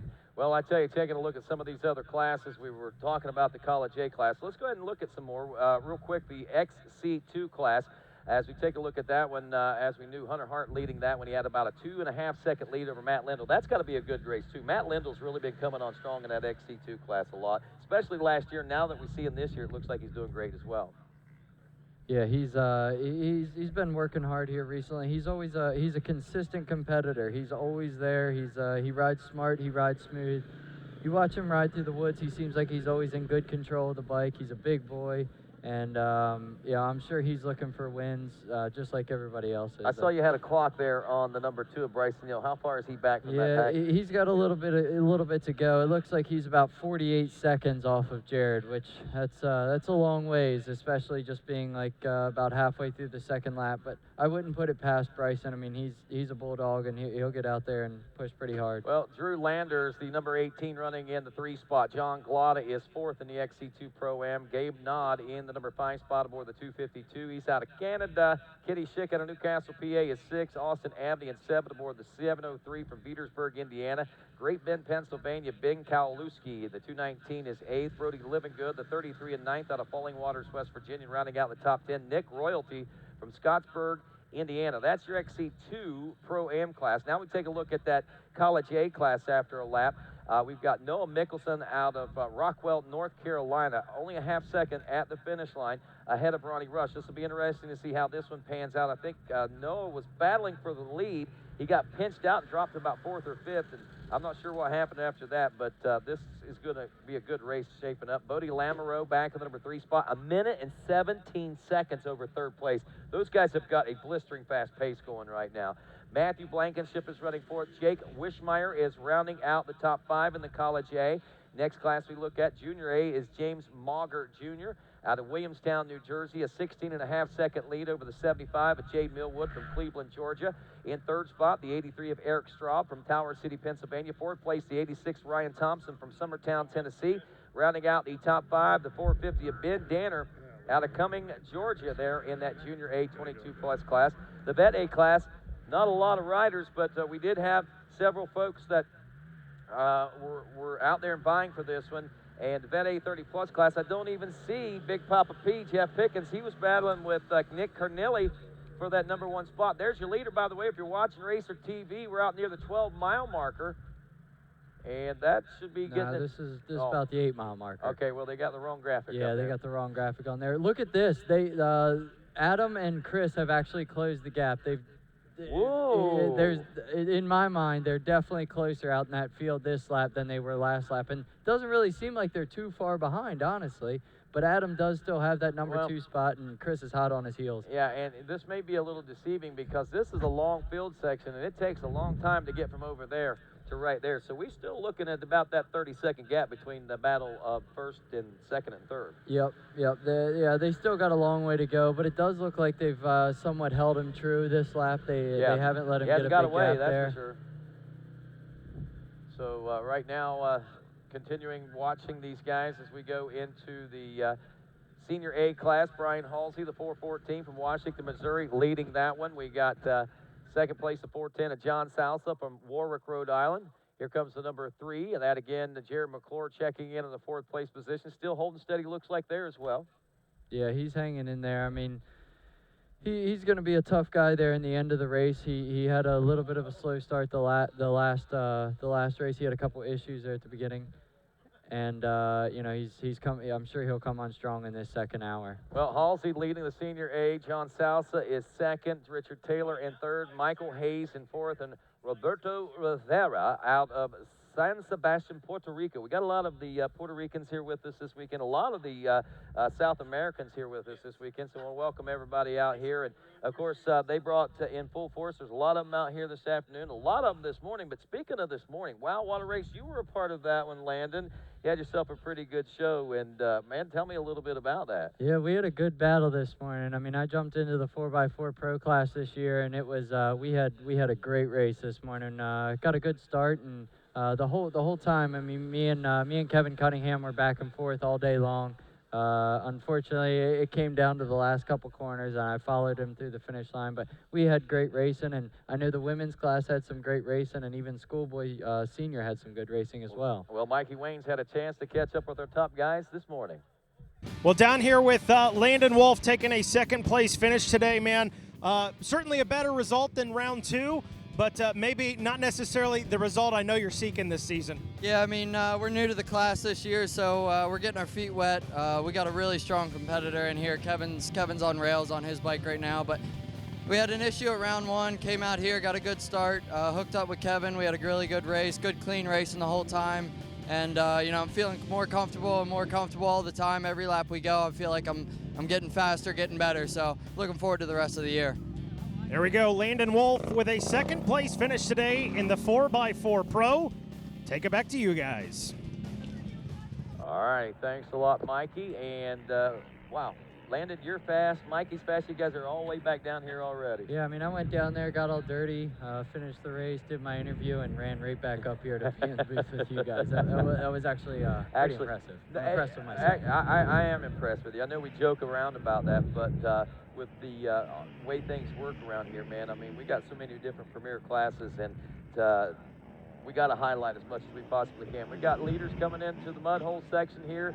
This is Walker Fowler once again. And look at this, it's getting soupy through there, man. It's starting to get a little bit sloppier through there, which could indicate as time goes on, maybe this is starting to be a trouble part of the track. Yeah, I mean, it's like I said, the more they go through it, the worse it's going to get. And one thing I noticed, I'm sure this is going to be a 4-lap race, but 4 laps is going to push this race long. They're going to run over 2 hours. But another thing I've noticed, they have closed that gap up a little bit. They were 28 seconds behind at the end of the first lap, and now they're only about 22, 23. So I know it's not much, but they have pulled up on Walker a little bit. I don't know if Walker's just relaxing, getting in a groove, but they have closed up on him a hair. That's amazing. Right now, as we continue to watch riders check in, we're rolling toward the finish line. According to my timing and scoring calculations, if I can get there real quick, our leaders should be checking in at the finish line in about 7.5 minutes, and this will give us a chance to say hello to this young lady next to me right now from On Track Schools, which is basically a homeschooling program for motorsports enthusiasts or any type of sports enthusiast. They've got a program, an accredited program, not only for high school and elementary school, but also accredited college programs. And we welcome Andrea Lee to the program from On Track. Welcome, Andrea. Thank you, Rodney. It's really exciting to be here. You know, I'm embarrassed to say it's my first GNCC. You've been telling me for years to come, so here I am. Well, what do you think so far? I think these are where the real racers are. I mean, this is amazing. I walked out and I watched the start of the last race, and it was incredible. Yeah, it's a pretty big series. It's a lot of people out here. A lot of people put their lives into this sport. So yeah, it's and a lot of kids do it too. So yeah, I'm sure that a lot of kids put a lot of effort into it. Walker Fowler, one of those. He just checked in the pits. Here's the Gator McGill in the pits. We'll talk with Andrea and talk a little bit more about that in just a second. But we got, I'd say that Adam McGill, or excuse me, that Chris Borch is in the pits. We see, yep, there's Borch in the pits. There goes McGill out of the pits. So the top 3 have pitted here. And we got to wonder whether or not that Mcclure and some of these other guys are going to try to utilize this time and make up a little bit of time. Now, sometimes that works, sometimes it don't. Almost have to think it wouldn't be beneficial this time. I don't know. I mean, I know the battle between McGill and Borch, had a mind blank there. I know the battle between McGill and Borch, I think they're pushing each other really hard, and I think that's actually causing them to close up on them. Now, like we were talking with Devin earlier, he's kind of in no man's land. Mcclure is in that same position right now. He has nobody around him to base off of, see how fast he's going, if he's going plenty fast, not fast enough. It's hard. It's really hard to ride like that. You have to be a strong-minded person. You do have to be strong-minded. One way to help make that strong mind as Walker Fowler makes his way through this field section now is to make sure that you've got good study skills. And Andrea, talk a little bit about, if folks want to know, I'm just going to tell you, it's an accredited program. A lot of the top motocross stars and other athletes are using this program. You guys have teachers that they can communicate with on a constant basis. I mean, it's not just like, here's your stuff, go do it, send it back to me. Right, exactly. So we are accredited K through 12, and we have online college courses. And it's a program that you can take with you anywhere you go. So if school is working for you now, that's great, but there does come a time when absenteeism becomes an issue. So we feel that we've got a great solution.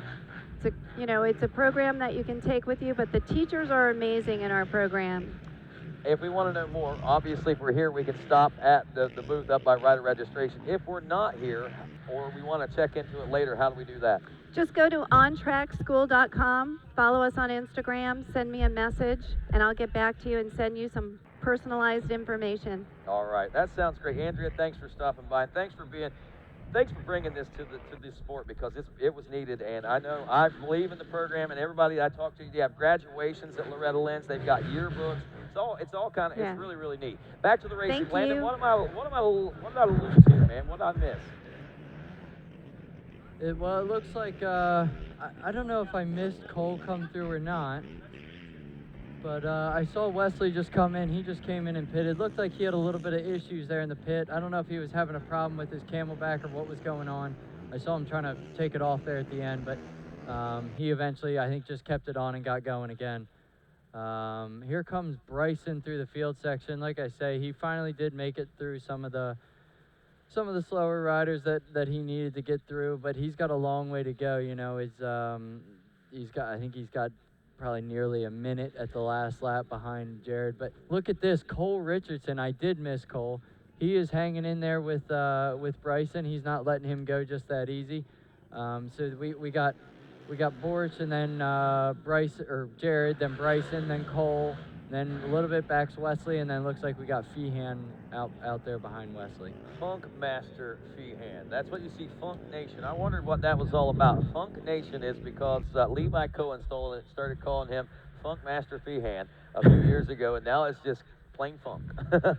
He is kind of funky. He is a funk master. I mean, if you watch him ride, he has a unique riding style, but the kid trains like mad. He's in very good shape, and you know, he's getting his feet wet in the Xc1 class. It is a big change coming to Xc1, so I don't think he quite had the results he wanted in round one, but I think slowly but surely he'll eventually get the hang of it, and he'll be right up there soon. And as you can see, he's already made leaps and bounds progression just to the second round. Yep, Walker Fowler going through that water hole there. You can see it looked a little deeper that time going through. Water splashing up. Not much of an issue. Don't have to worry about that sucking up into the motor, but checking in with 2 laps complete now is Walker Fowler, as he is on his way to what looks like 2 wins in a row to open up the season. There is the 521, Adam McGill and Chris Borch running in the second and third place positions as they will be checking in here. I did get confirmation, Rodney. 2-lap card will be coming out. Awesome. So 2-lap card out. Adam McGill and Chris Borch are in, and of course we were watching Feehan there a moment ago and talking about him. Really neat kid, man, and if you had a chance to catch up with him and talk with him, you'd see exactly what we're talking about. And our camera crew just that. Yeah, I feel good. I'm glad I got through that race clean. I made a few mistakes I didn't want to make, and I really planned not to, but you know, I'm just glad I got through that first round. And you know, me and Ron were talking. We say, you know, you're a rookie round 1, but round 2 you're not. So you know, I'm definitely looking forward to getting out there with these guys again. You know, I made a few bike changes and all, but I think as far as running with these guys, you know, I think it's definitely going to take time adapting to this class. You know, last year me and Hunter went at it hard, and, you know, we both wanted that win, but, you know, now I'm mixed in with 15 guys that all want it just as bad as I do, and I've always loved the idea of racing with guys like that, and, you know, I've watched a lot of top guys in sports and just really love that competition, and this front row sure does have it.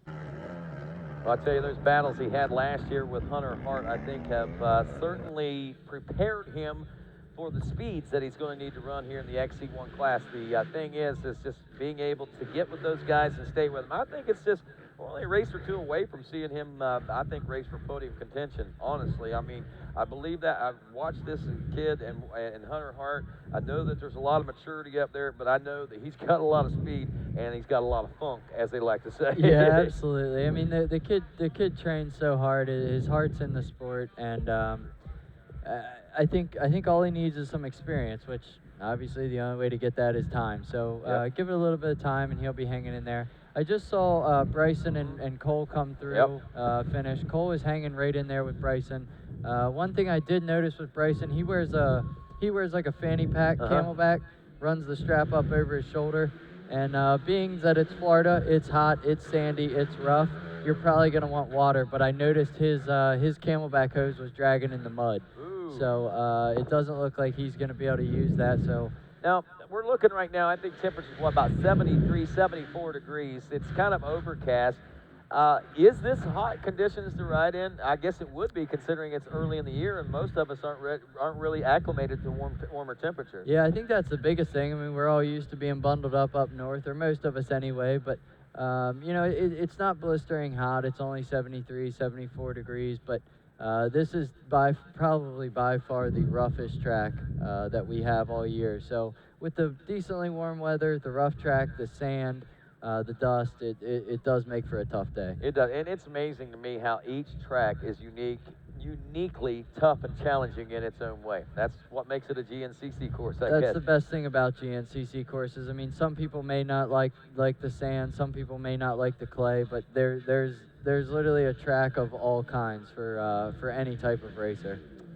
Right now we are an hour and 6, almost 7 minutes into this race, and it is Fowler, McGill, Borch, Mcclure, Neal, your top 5. Back to 6, Cole Richardson, Wesley Wolfe, the sophomore, in 7th. Devin Feehan, the rookie, is 8th. Marty Christopherson in 9th. And Tucker Wyatt rounds out the top 10. I'm going to go back and check in with some more of these classes. We ran through all the college classes there a few moments ago. By the way, just to let you know, look at this right here. Past winners here at Florida, at this particular venue, Rodman Plantation, in 2003 and 2004, it was the Balance brothers. Brandon Balance took the win in 03, and then Bill Balance took the win in 04. We took that break as we went down to South Florida for a little while, and a couple of other places in between, Vero Beach and places like that. Come back here in 2015. Walker Fowler has been the man to beat. The last 3 years, 15, 16, 17, he was the man to beat, and likely he's going to be the man to beat in 2018 as well. So pretty impressive stats, I think, that young man is really starting to post up right now. Yeah, I mean, at this point, I think he's the man to beat everywhere. He's got a massive target on his back. Everybody knows he is the man to beat.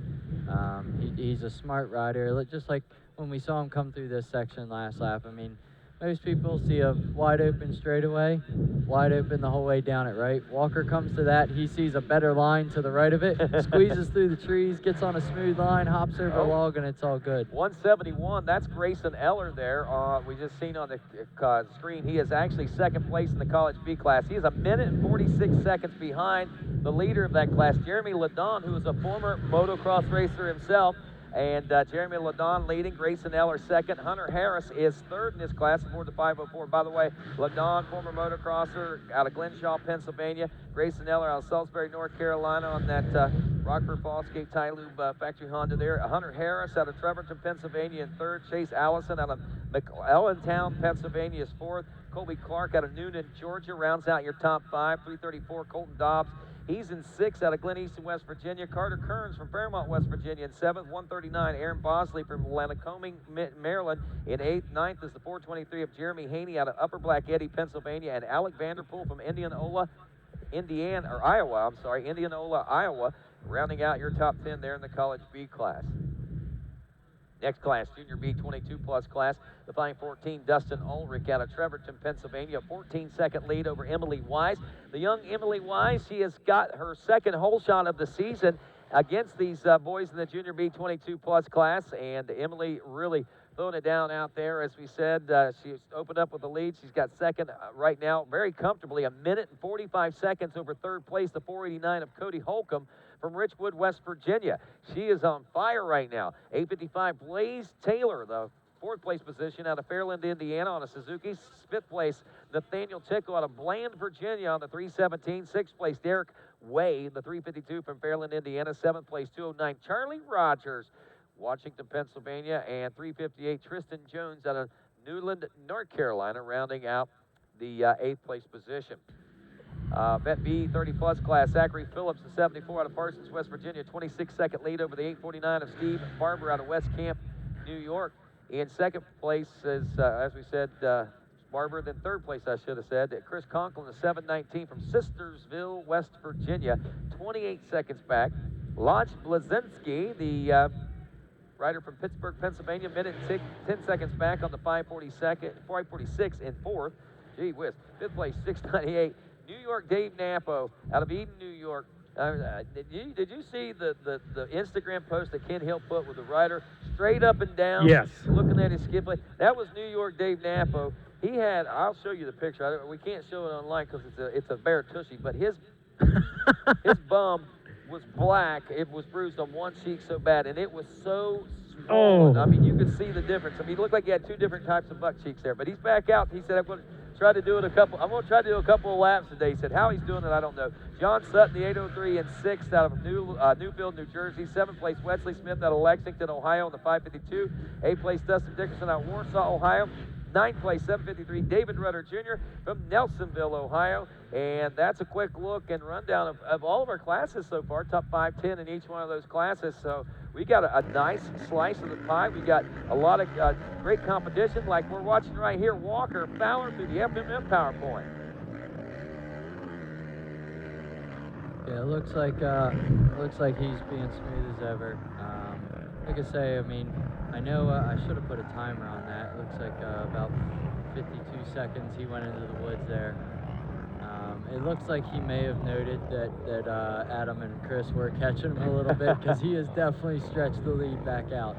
And we are waiting. And then, look, they've already made an alternate line through there because it's getting so soft, so watery. But you gotta wonder if, there they've already found there it. They come. And he has stretched that lead out quite a bit, I believe. I mean, he's probably about 40 seconds ahead now. So he's gapped him 20 seconds since the finish line. But Chris Borge is still hot on Adam's heels. You gotta like think, is he waiting? Is he waiting until the last lap? But, was that Jared? That might have been. That guy had the same color helmet on as Jared. If it was, he has definitely closed it. Well, that's kind of traditional for Jared Mcclure, sneaky snake, if you will. And we'll keep watching right here with bated breath to see there's Ryan Eccles, Junior Trail Boss, making his way out of that section of the track. Nobody coming real soon. He's not stepping and fetching too fast. Here we go. Well, I'll tell you, man, it's been an exciting day. We are an hour and 13 minutes into this race now. And just at this particular point, any big surprises yet? I don't know about big surprises. Everybody seems to be right where they belong. Hunter Hart's plugging along pretty good. I think he's probably hoping he was a little bit further up in the overall, but we're still halfway through the race. He's still got time. Well, I was talking to Hunter Hart. He had a rough one there, a rough way to go. I mean, he got through about 3 turns, got the whole shot, got through 3 turns, and his rear shock blew out. And I mean, he just had to fight with that the entire race. So he's coming into this one way behind the 8 ball as far as the championship in the class is concerned. But you know what? I think it might be good for him. I think it might be better for him to be working out of a hole at this point. Yeah, I mean, he definitely had a rough first round, but he's coming on strong. He knew he can ride good. And there we see Bryson coming through the FMF PowerPoint. That may be one of the biggest surprises. He seems like he came on a little late here in Florida, and that could be due to the fact that he just hasn't been able to be down here in training. But Cole Richardson hanging right in there with him. We know Cole had to take a whole year off last year. I think this race might have been the last race he did last year. There we have Josh Merritt sitting in the pits. I noticed up there? I was looking there on the screen. He wasn't coming in. Looks like something there in the rear end. I don't know if that's a rear shock or. Man, tough break there for Josh Merritt. You know, what a kid, man. A great personality. Does a lot of social media type stuff. And actually, I think they told us that we had a chance to catch up with him before the race, and that's unfortunate because we were kind of hoping and expecting big things out of him. Yeah, I mean, I'm sure he's pushing hard, and it looks like something happened early on in the race because, as you can see, he wasn't turning the lap times he should have been or anything like that. But and it looks like it has finally taken him out of the race for good. But we'll see here shortly. Well, let's see what he had to say before the race got underway. Round 1 came in kind of under the weather. I didn't know where I really stood in the field. Didn't have much time to go south and ride and train like some of the other guys. So I was kind of coming in blind. Just try to put in a good ride. Got a good start. Was running about 3rd place. Dropped about 6th on the 2nd lap and kind of settled in for a second. Got a little too comfortable, clipped a tree on the rear end, bent an axle, and dropped to 11th overall. But for the conditions that I was riding in, I'm pretty happy and couldn't really be happier to know that I'm top 10 material for sure. Well, there's Josh Merritt before the race. I think Mikey Waynes might be with him right now during the race. Is that where you're at, Mikey? Yeah, Rodney, down here with Josh Merritt. Man, bit of a tough break for you. I believe we saw you. You know, I'm gonna not turn my back to oncoming racers. Rodney, I hear you talking about it all the time. I better not do it too. So, Josh, man, tough break. Not exactly how you wanted to end your day here at in Florida. Oh no, got a halfway decent start, and about a mile in, I felt my back shock was malfunctioning. I think it's the same thing that Hunter Hart went through. Just nothing there. A tough break, man. Short week back in Georgia. Start over, Al. Yep, we'll get it back together, and we'll come out strong. At least my hands will be fresh. There you go. Glass half full. Josh Merritt right there. Tough break, guys. Gotta love that optimism. That's for, you know, could you tell there was a big disappointment in his voice right there? Yeah, I mean, that sucks. It's a long way down here to Florida, and I'm sure that isn't the result he wanted. But like he said, same exact scenario as Hunter last week. He had a good start, got into the woods right away, had an issue. But, you know, that's racing, you know. He'll, like you said, it's nice that he's looking at the glass half full. His hands are going to be fresh going into Georgia. You know, we only have 1 week until Georgia, and it's an issue for a lot of people. You know, you leave here and your hands are destroyed. You got blisters all over them, and you only have about 5 days for them to heal. So it is good that he's looking at it like that. Now, you know, people say, why would your hands be more blistered here in Florida than anywhere else, Landon Wolfe? Well, number one, it's how rough it is. As you can see Walker coming through here, the way his bike is bouncing, as you can imagine, he's holding on to those grips just as tight as he can. And you know, after 2 hours of that, those grips start to chew away at your hands, and it could be true that, you know, you get some sand in there, and it's almost like sandpaper. Now, how do you keep that from happening? Is there ways that you can combat that if you're riding in the sand? Some people wear blister gloves, like a tight glove underneath their actual riding glove. Some people put baby powder down there. Some people cover their whole hand in glue. But I tape my hands, like today, knowing that I'm in Florida, the track's rough. I usually try and tape my hands up. Still got a big old one here on my hand, but it's tough to prevent it. The problem is, you know, everybody's used to riding with just their gloves on. They come here and they don't want to put 2 sets of gloves on. It makes it funny. But here we got Adam McGill coming through the FMF PowerPoint. Adam's looking hungry right now. He's looking aggressive, looking forward. Yeah, he's looking good. He looks strong. It looks like he's pushing. Chris Borch is still there, but look at this. Look who is right behind him. Jared Mcclure is hanging in there. He has closed the gap. What was he, 45 seconds down? Yeah, about 45 like seconds. Last time around, when they came through the finish line last time, they were at 35 seconds. Right, difference. And before that, it was even bigger, and he is now on their rear bumper. So he is pushing. I don't know if they had an issue, or is he just picking up the pace that good? And if he is picking up the pace that good, if he can get through them, you never know what the sneaky snake could do. Yeah, that's the neat thing about this, because we were talking about where he was in the early part of this race when Casey Greek was in there a little bit ago. Yeah, you know, don't count him out just yet. And this right here is proof positive. I mean, proof is in the pudding right here. I mean, we're racing toward the white flag right now, and here he is putting himself into position. There's Walker Fowler making his way through. Yeah, there's that same line again. I mean, you watch every other person come through there. They run down that straightaway. They get in those deep ruts. They hit those couple kickers. Walker is the only guy, I think, jumps out of there, gets over on some smooth trail, runs over a little log, and it's just smooth sound. It's effortless, and that's why he is still good at the 2-hour mark. I mean, that's why he is a champion. He's a great rider. Here we got Bryson coming through the FMF PowerPoint. He's he had a pretty big gap there at the beginning, so that's it's going to be tough to close that gap. Is that Richardson right on? That's Richardson. Cole Richardson's hanging in there. I mean. Yeah, he's not letting him go. He was only about 3 seconds behind at the end of lap number 2, and don't look like he's gotten any further behind there right now. So, man, that's keeping both those guys honest right now. Bryson needs that push, and Cole needs that ride with Bryson right now to keep that confidence up. Yep. Yeah, and I think that'll be great for Cole. I mean, just a little bit of confidence for him. That'll be awesome. But it looks like we just had Adam, Chris, and Jared come through. They're still nose to tail, pushing hard. So it's going to be interesting to see what happens when they jump out in that big field section. You know, we got, I don't know, maybe 1.5 miles, almost 2 miles of fields here at the end of the race. So. Yeah.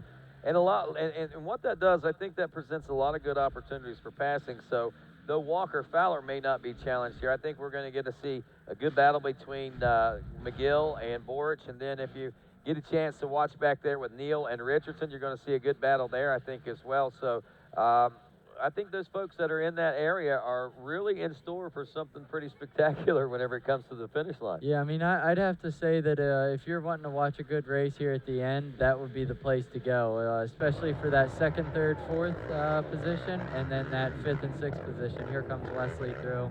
All right, it's now rough. watching him now, I mean, obviously he's been up in Maryland. He hasn't spent a lot of time. I know he was in Texas for a little bit and stuff like that. But what do you think about his body language? Does he still look like he's still fresh, or does it look like this race is starting to take its toll on him a little bit? I mean, I think the race is probably taking a toll on everybody at this point. Other than those front runners, they look good. There it is. There goes Bryson and Cole. Cole's hanging in there. I mean, Cole I training, gotta give baby. him props. That's pretty impressive. Yeah, whenever you take a year off like that, I mean, he what is it, Crohn's disease? I think that he has some kind of stomach ailment. Yeah, that really... he's got I believe he has a Crohn's issue, but that was the issue at the beginning. But then he ended up breaking his wrist while he was down training. It's a small bone. A couple racers have had the issue. I believe this is what happened to Cole. Yeah. But small bone in there. Broke his wrist, and it took a lot longer than he expected to heal. It's one of those bones. I don't think it gets quite enough blood to it. It takes a long time for it to get healed. So he let it heal properly, and he's back for redemption. Update. Golly, listen to this right here. 20.3 seconds is what we saw the gap between Walker Fowler and Adam McGill. We were right. They were starting to close up. But at checkpoint, I think they said 3 just a moment ago. Checkpoint 2. 58 seconds between first and the battle for second. Walker Fowler has lit it up here on this lap. Yeah, and I can only imagine what he's doing. He's going to put the hammer down this lap, roll through, get the white flag, and know that he has a one. By that time, probably over a 1 minute lead. He's going to put it in cruise control, finish up that last lap, and stand up there in the center of the box smiling. Well, taking a look at the overall top 20 right now, we have Xc1 and Xc2 all the way dotted through this. It's Fowler, McGill, Borich, Mcclure, Bryson Neal in 5th, Cole Richardson 6th, 7th, Wesley Wolfe, Devin Feehan is 8th, Marty Christopherson in 9th, Tucker Wyatt rounding out the top 10. Then we've got our leader in the Xc2 class in 11th overall. Johnny Gallagher is 12th, Matt Lindell 2nd, Xc2 is 13th, and there's your leader right there making his way through this big field section. This is the 8.5, I think, right? Yes, I believe that is. So as we make our way through here, Walker Fowler nearly 58, almost a minute ahead of the rest of the field out there. Look at all the fans with the clipboard or the boards out there. I believe that was some of our Puerto Rican ambassadors out there. I believe you're right. So I hope, Walker, brother, I hope you can read Spanish. I'm sure that they have been able to figure out how to. Right. Well, they are an American country. Yeah. I mean, they are a United States what is that? Province or something? Province. Yep. Yeah. So they speak English down there. They write English, and right, and they follow GNCC as well. So 58 seconds over Adam McGill and Chris Borich, and man, it's just a matter of a waiting game at this particular point to see how the battle between the 521 and the number 4 is going to pan out. Is that Borich out there now? As I can't see if that's the I believe it is because there's Adam in front of him. There's McGill in front of him. There's Borich. Oh, lap traffic. Stalled out right in front of him, but McGill was able to get through. Gator Chomp going right on by. And right now, Chris Borich is trying to make up for some lost ground. There is the number 3 of Mcclure all over the rear grab bar of Chris Borich as we roll toward the white flag. One more lap to go after this one, Mikey. I tell you, I don't know if I'm going to be able to make it through this. And the excitement level is starting to really build out here right now. And this is exactly what we'd hoped to see happen. But I'll have to be honest, I was beginning to get a little bit skeptical that we were going to see things tighten up because they were stretching out so much in the early part of the race. But now we see just the opposite. It's going right back to where we want it to be, and racing is starting to get good. You're absolutely right, Rodney. I think the number one top spot, we've got that. That's almost settled. We're almost a lap away from figuring it out, but there's so much left to sort out between Miguel, Boric, Mcclure, and maybe Bryson Neal can get it going here at the end of this one. Wow, wouldn't that be amazing to see Neal reel those guys in as well? I mean, he was a minute and 12 seconds at one point behind those guys and still running quite a ways back behind. I think he's going to have to start worrying more about what's coming up behind him if he's not careful, in the name of Cole Richardson, who's knocking on the door right now. Still knocking right there. And then Wesley Wolfe, they dropped Wesley a little bit, so there's about 30 or 40 seconds back to Wesley. But look at this. Look how tight the 733 is on the number 2 right now. I thought we were going to see a pass coming around in that first little corner right there. It looked like maybe he was trying to work on the inside, and Neal didn't quite get it. But, boy, in this open field section, there are a lot of lines, a lot of different options for these guys. Well, I tell you, they seem to be using the main line, but I have to wonder why they aren't trying to jump out of that main line and Walker Fowler and find some of that less rough and more smooth type terrain, grab a little bit of traction and go with it. As they like to say at Monster Energy, unleash that beast, so to speak. This might be part of that monster madness mile right there. You never know. And here we are coming into this wet section again. Again, a very deceiving section, and I think it's what could be funny with this is one more lap, depending on what's going on there, it could see some nasty, gnarly stuff that starts pitching these guys a little further out into the drink out there. It's very true, and you see there was a good shot right there of Walker Fowler working through this section and trying to work around some of these different lappers, as well as these mud holes. I mean, you name it there. He's having to deal with it right now. And like we were talking early in the race, does that open up an opportunity for one of these guys, McGill, Boric, to kind of chip away at that lead a little bit? Anything is possible with just a little more than a lap left. Well, as we watch these guys roll, we're rolling through a big week here at Daytona's Bike Week, kicking it off today with ATV, GNCC will be two-wheeled GNCC tomorrow. On Monday, we'll be heading over to Daytona International Speedway for the Ricky Carmichael Amateur Supercross, and on Tuesday, the AMA ATV Motocross Stars will be heading out. Chad Weenan will be one of those joining that.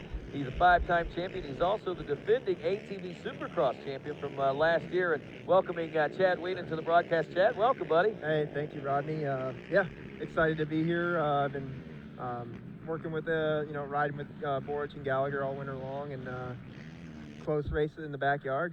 Got to come up here and check it out and see, cheer these guys on. So what are you thinking so far, what you're seeing?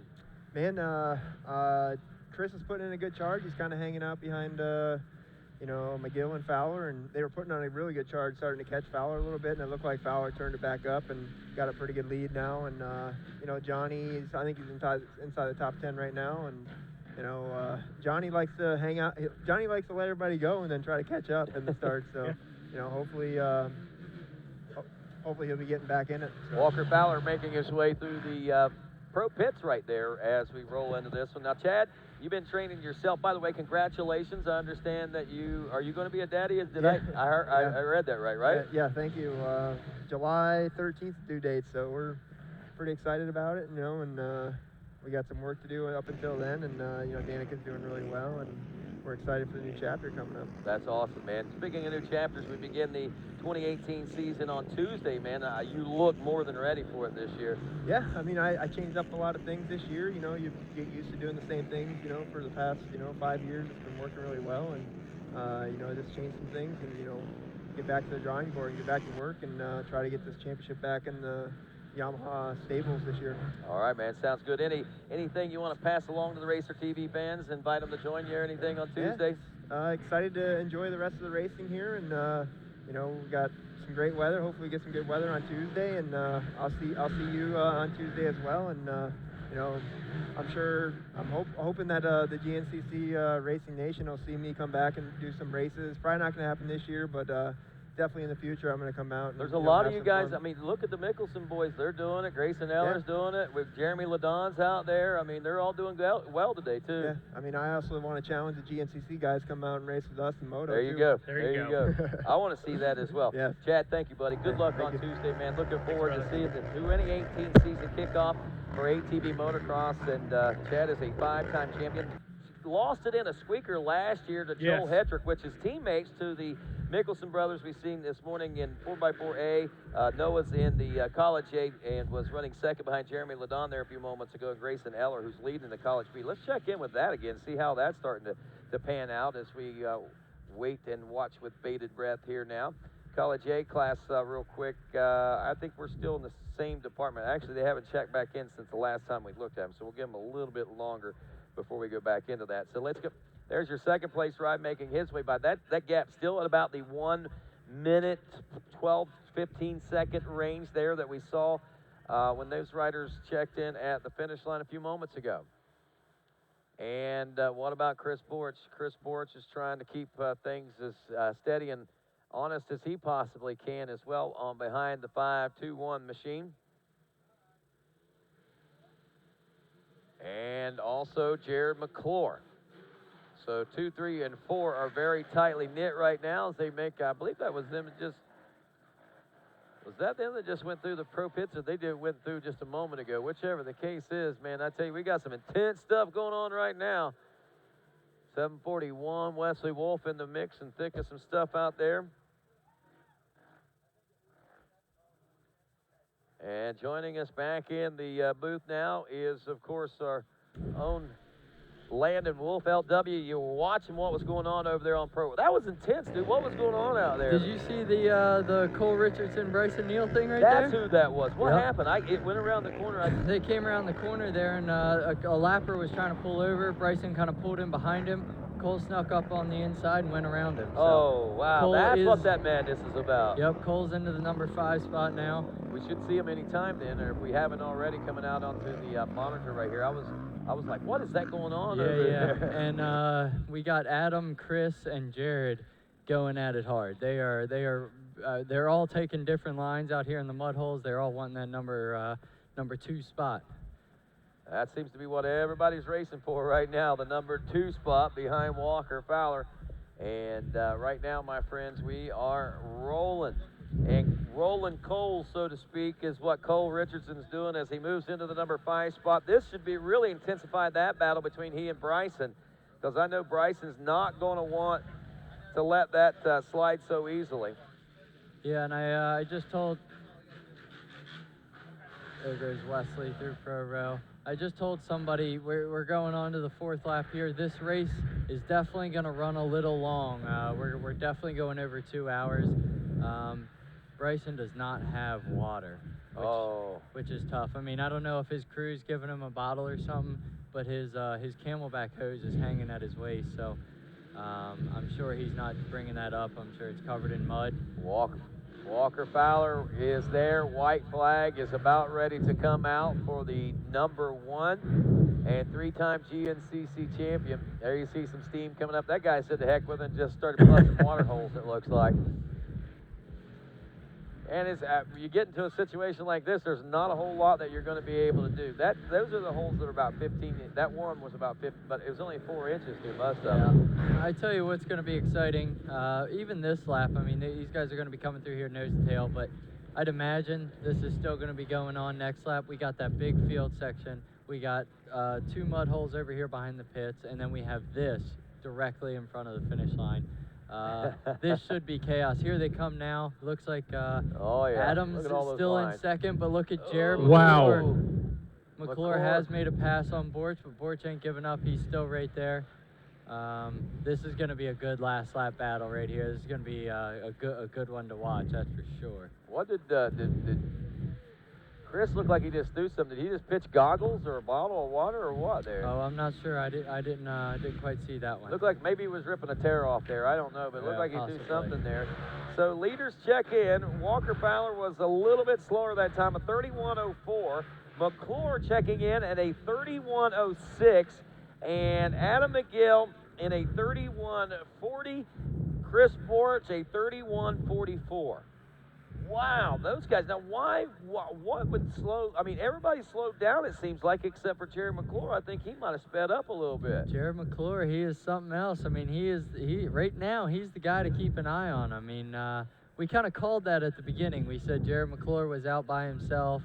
It's tough to ride by yourself like that and make up time while you're riding by yourself. He's but one of the few that can make it happen. he made it happen in a big way. I mean, he was, I would say at one point, he was probably 50 seconds behind those guys. It was He's 50 now seconds. closed the gap and moved in. Now, the only thing to think about is, have Adam and Chris been going back and forth too much and wasting time? And is that why Jared came up? But we're not sure. But another That's a thing good to look point. at is Jared ran, 3 seconds slower than Walker that lap. So Yeah. he's obviously on the gas. Obviously, and he's just gotten faster and faster. Now, what would account for these lap times getting longer? Would it be the lap traffic out there, course conditions? A little bit of lap traffic.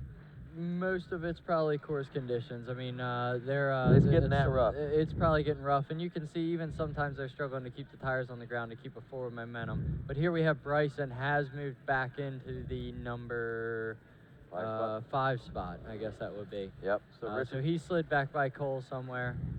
Wow, they're a minute racing. Minute and 39 seconds. Behind fourth place Chris Borch is Bryson Neal. Cole Richardson only 2.1 seconds behind Bryson, so that's a good one. We were looking at 40 seconds a lap ago back to the sophomore Wesley Wolfe, the 7:41 and 7. I'm not sure where he's at right now. Devin Feehan was a minute and 1 second behind him. All right, folks, that's Walker Fowler, Adam McGill, Jared McClure, Chris Borch, and Bryson Neal. We'll be back right after this.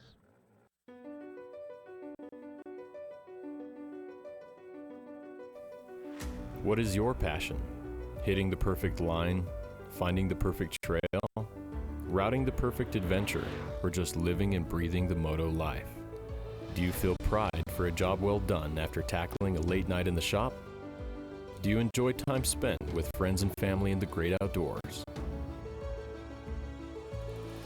Spanning over 3 decades, one name has taken the lead for supplying the best powersport parts, accessories, and apparel to fuel your passion. One name that knows it goes beyond getting you the best prices, quickest shipping, or largest selection. One name that builds and innovates for our industry. One name that teaches, helps, and supports our fellow riders, racers, and organizations. We are Rocky Mountain ATV MC. We have transformed a team of moto enthusiasts into a powerful teaching team to ensure that you make the best purchasing decision with your hard-earned cash. We build communities with fellow riders to provide you with all you need to make a good decision. See customer photos, reviews, Q&As, and more while you're on our easy-to-use website.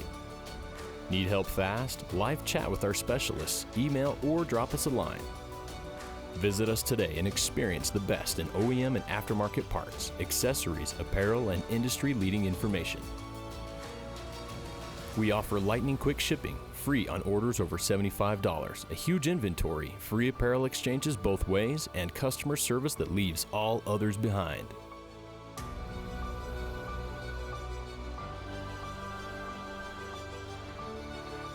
Experience one name that leads all others.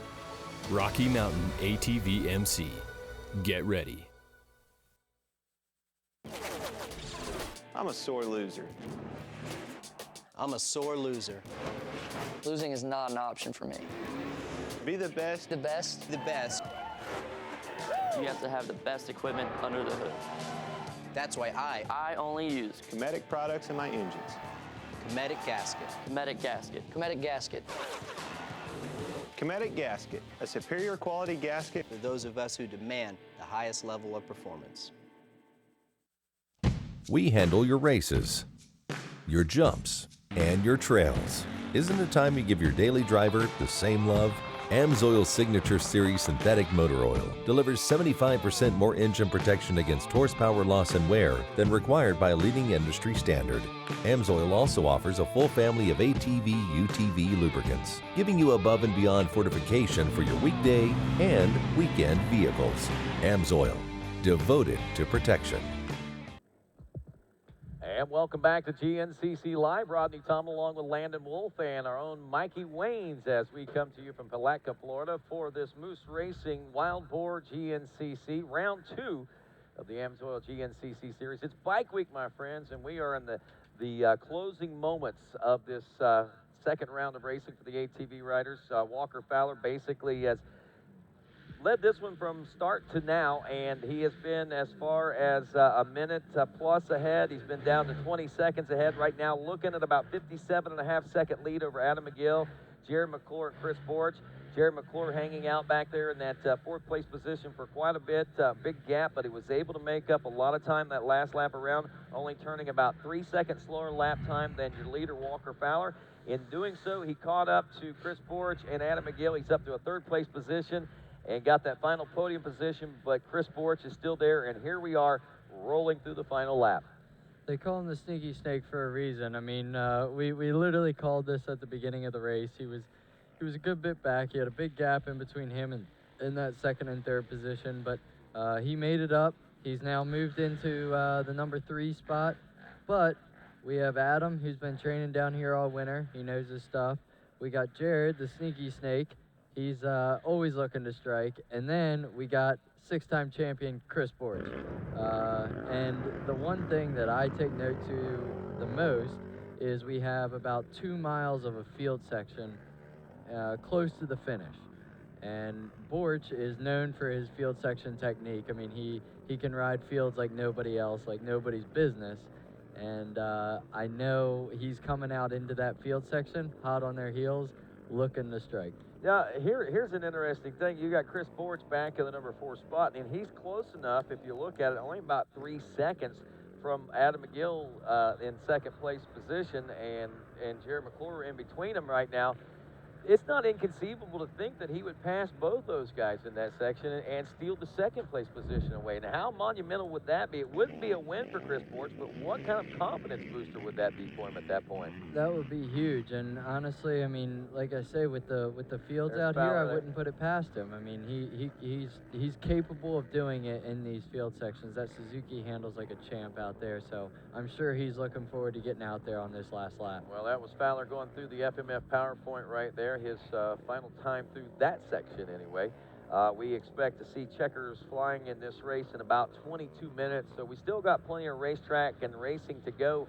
Can't quite give it to Walker Fowler just yet because we know how the story goes, man. Anything can happen, and at these Florida sand races, it's like Murphy's Law takes over sometimes, man. You really never know in this Florida sand. I mean, something could happen in the very last corner, and like I said earlier, another thing to note is we are going to be going a good bit over 2 hours. Look at this. Here we got Jared Mcclure into the number 2 spot. Wow. He's come from way back in fourth place, and he's now caught them, passed them, and trying to put some time on them. That is a quite impressive ride. Wow, there's Borch up to 3rd now on the number 4 machine. No. That wasn't him? No, Adam was still in 3rd. Wasn't the yellow machine right behind him? That was Adam that came through though before him. Oh, I thought that. Okay, it looked like Adam's still in the number 3 spot. I'm colorblind, man. Oh, okay. Well, that's an issue. Well, I must be right now. It looked yellow to me. But anyway, regardless, they're shadowing each other at this particular point.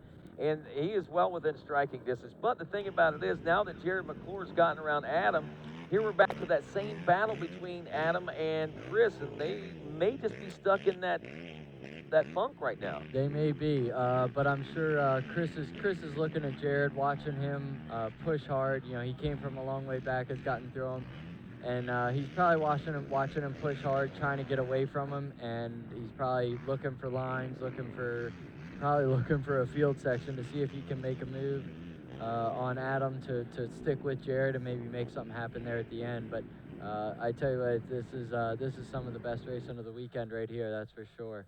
Well, there's Ricky Tower waiting patiently with white flag in hand, ready to turn that white to a checker, but it's going to be another 20 minutes or so before he'll be ready to do that as riders make their way in. Let's go ahead and check in with some of these other classes that had such intense battles going on, Landon.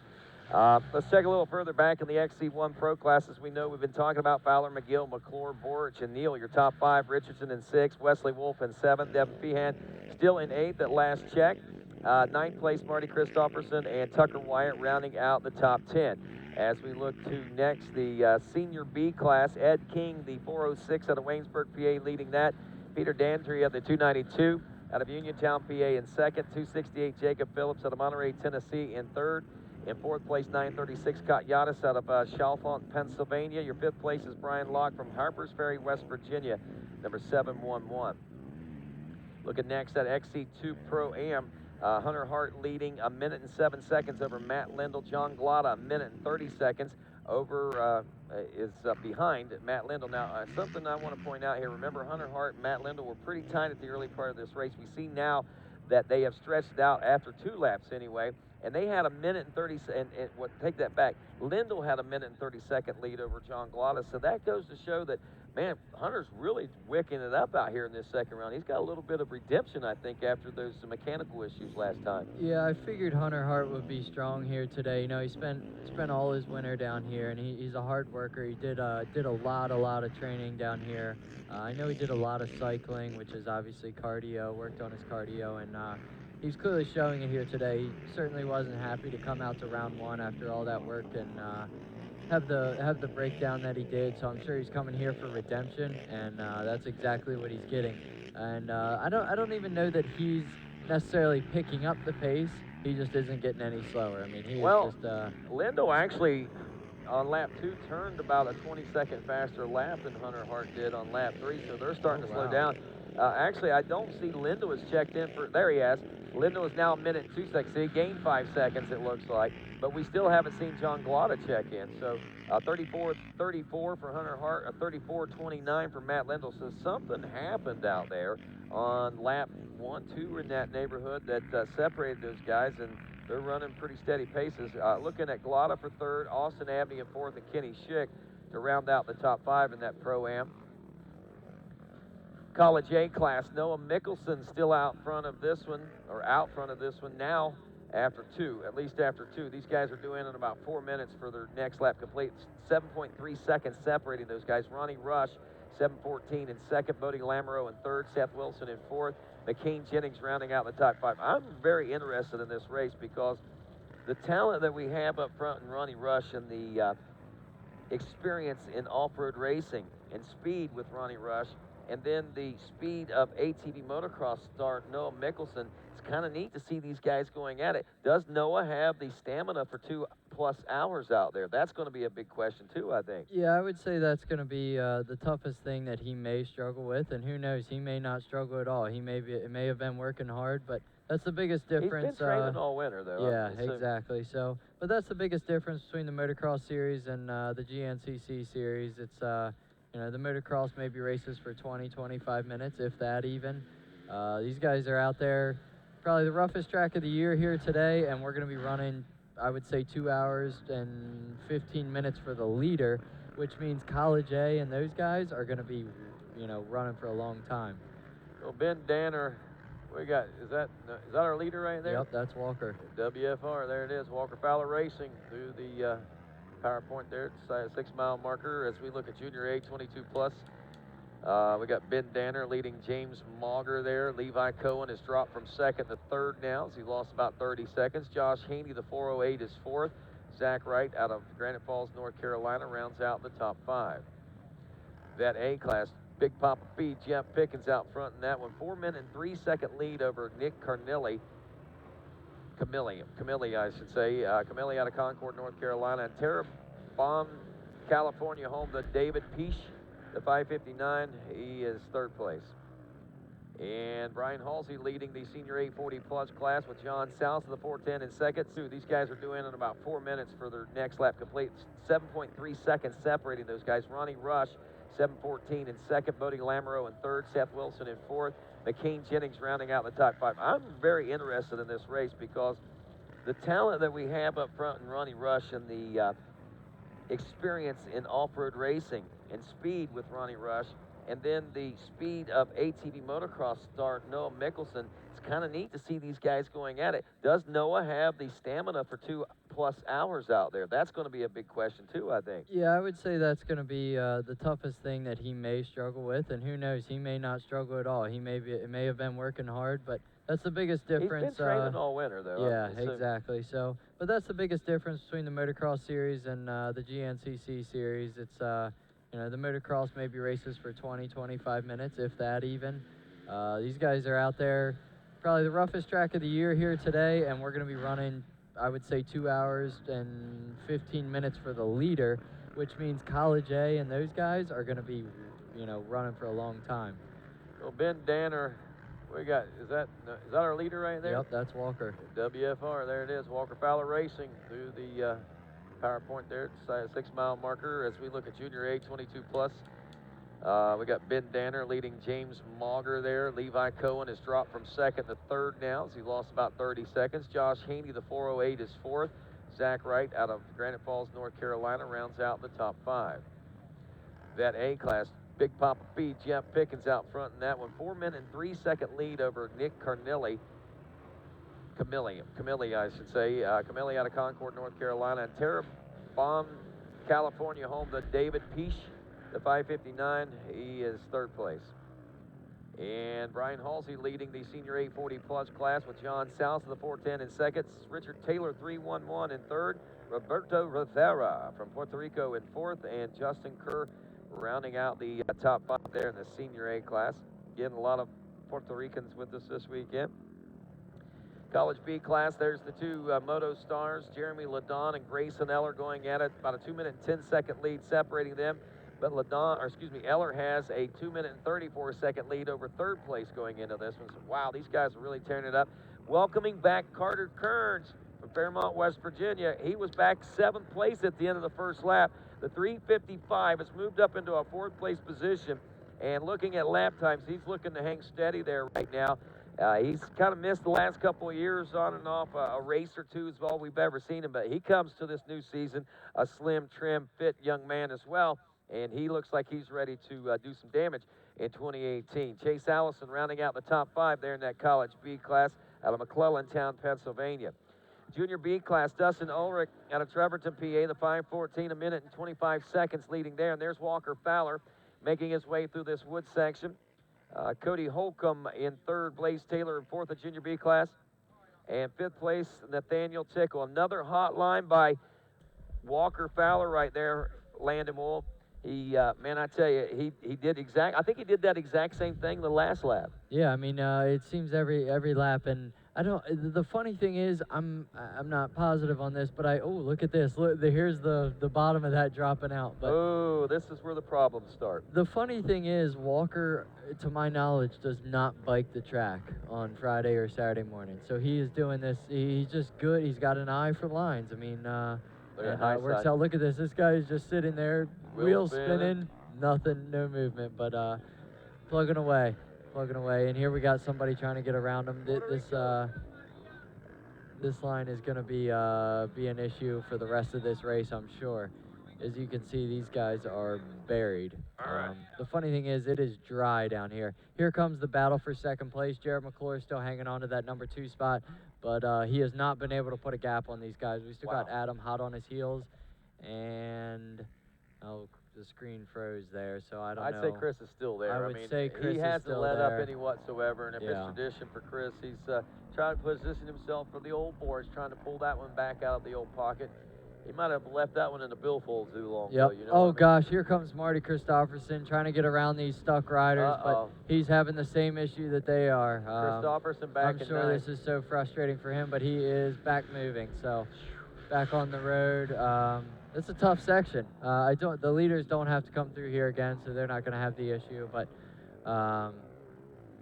the rest of the race, though, I mean, this is, as you can see, this ain't easy to get through it.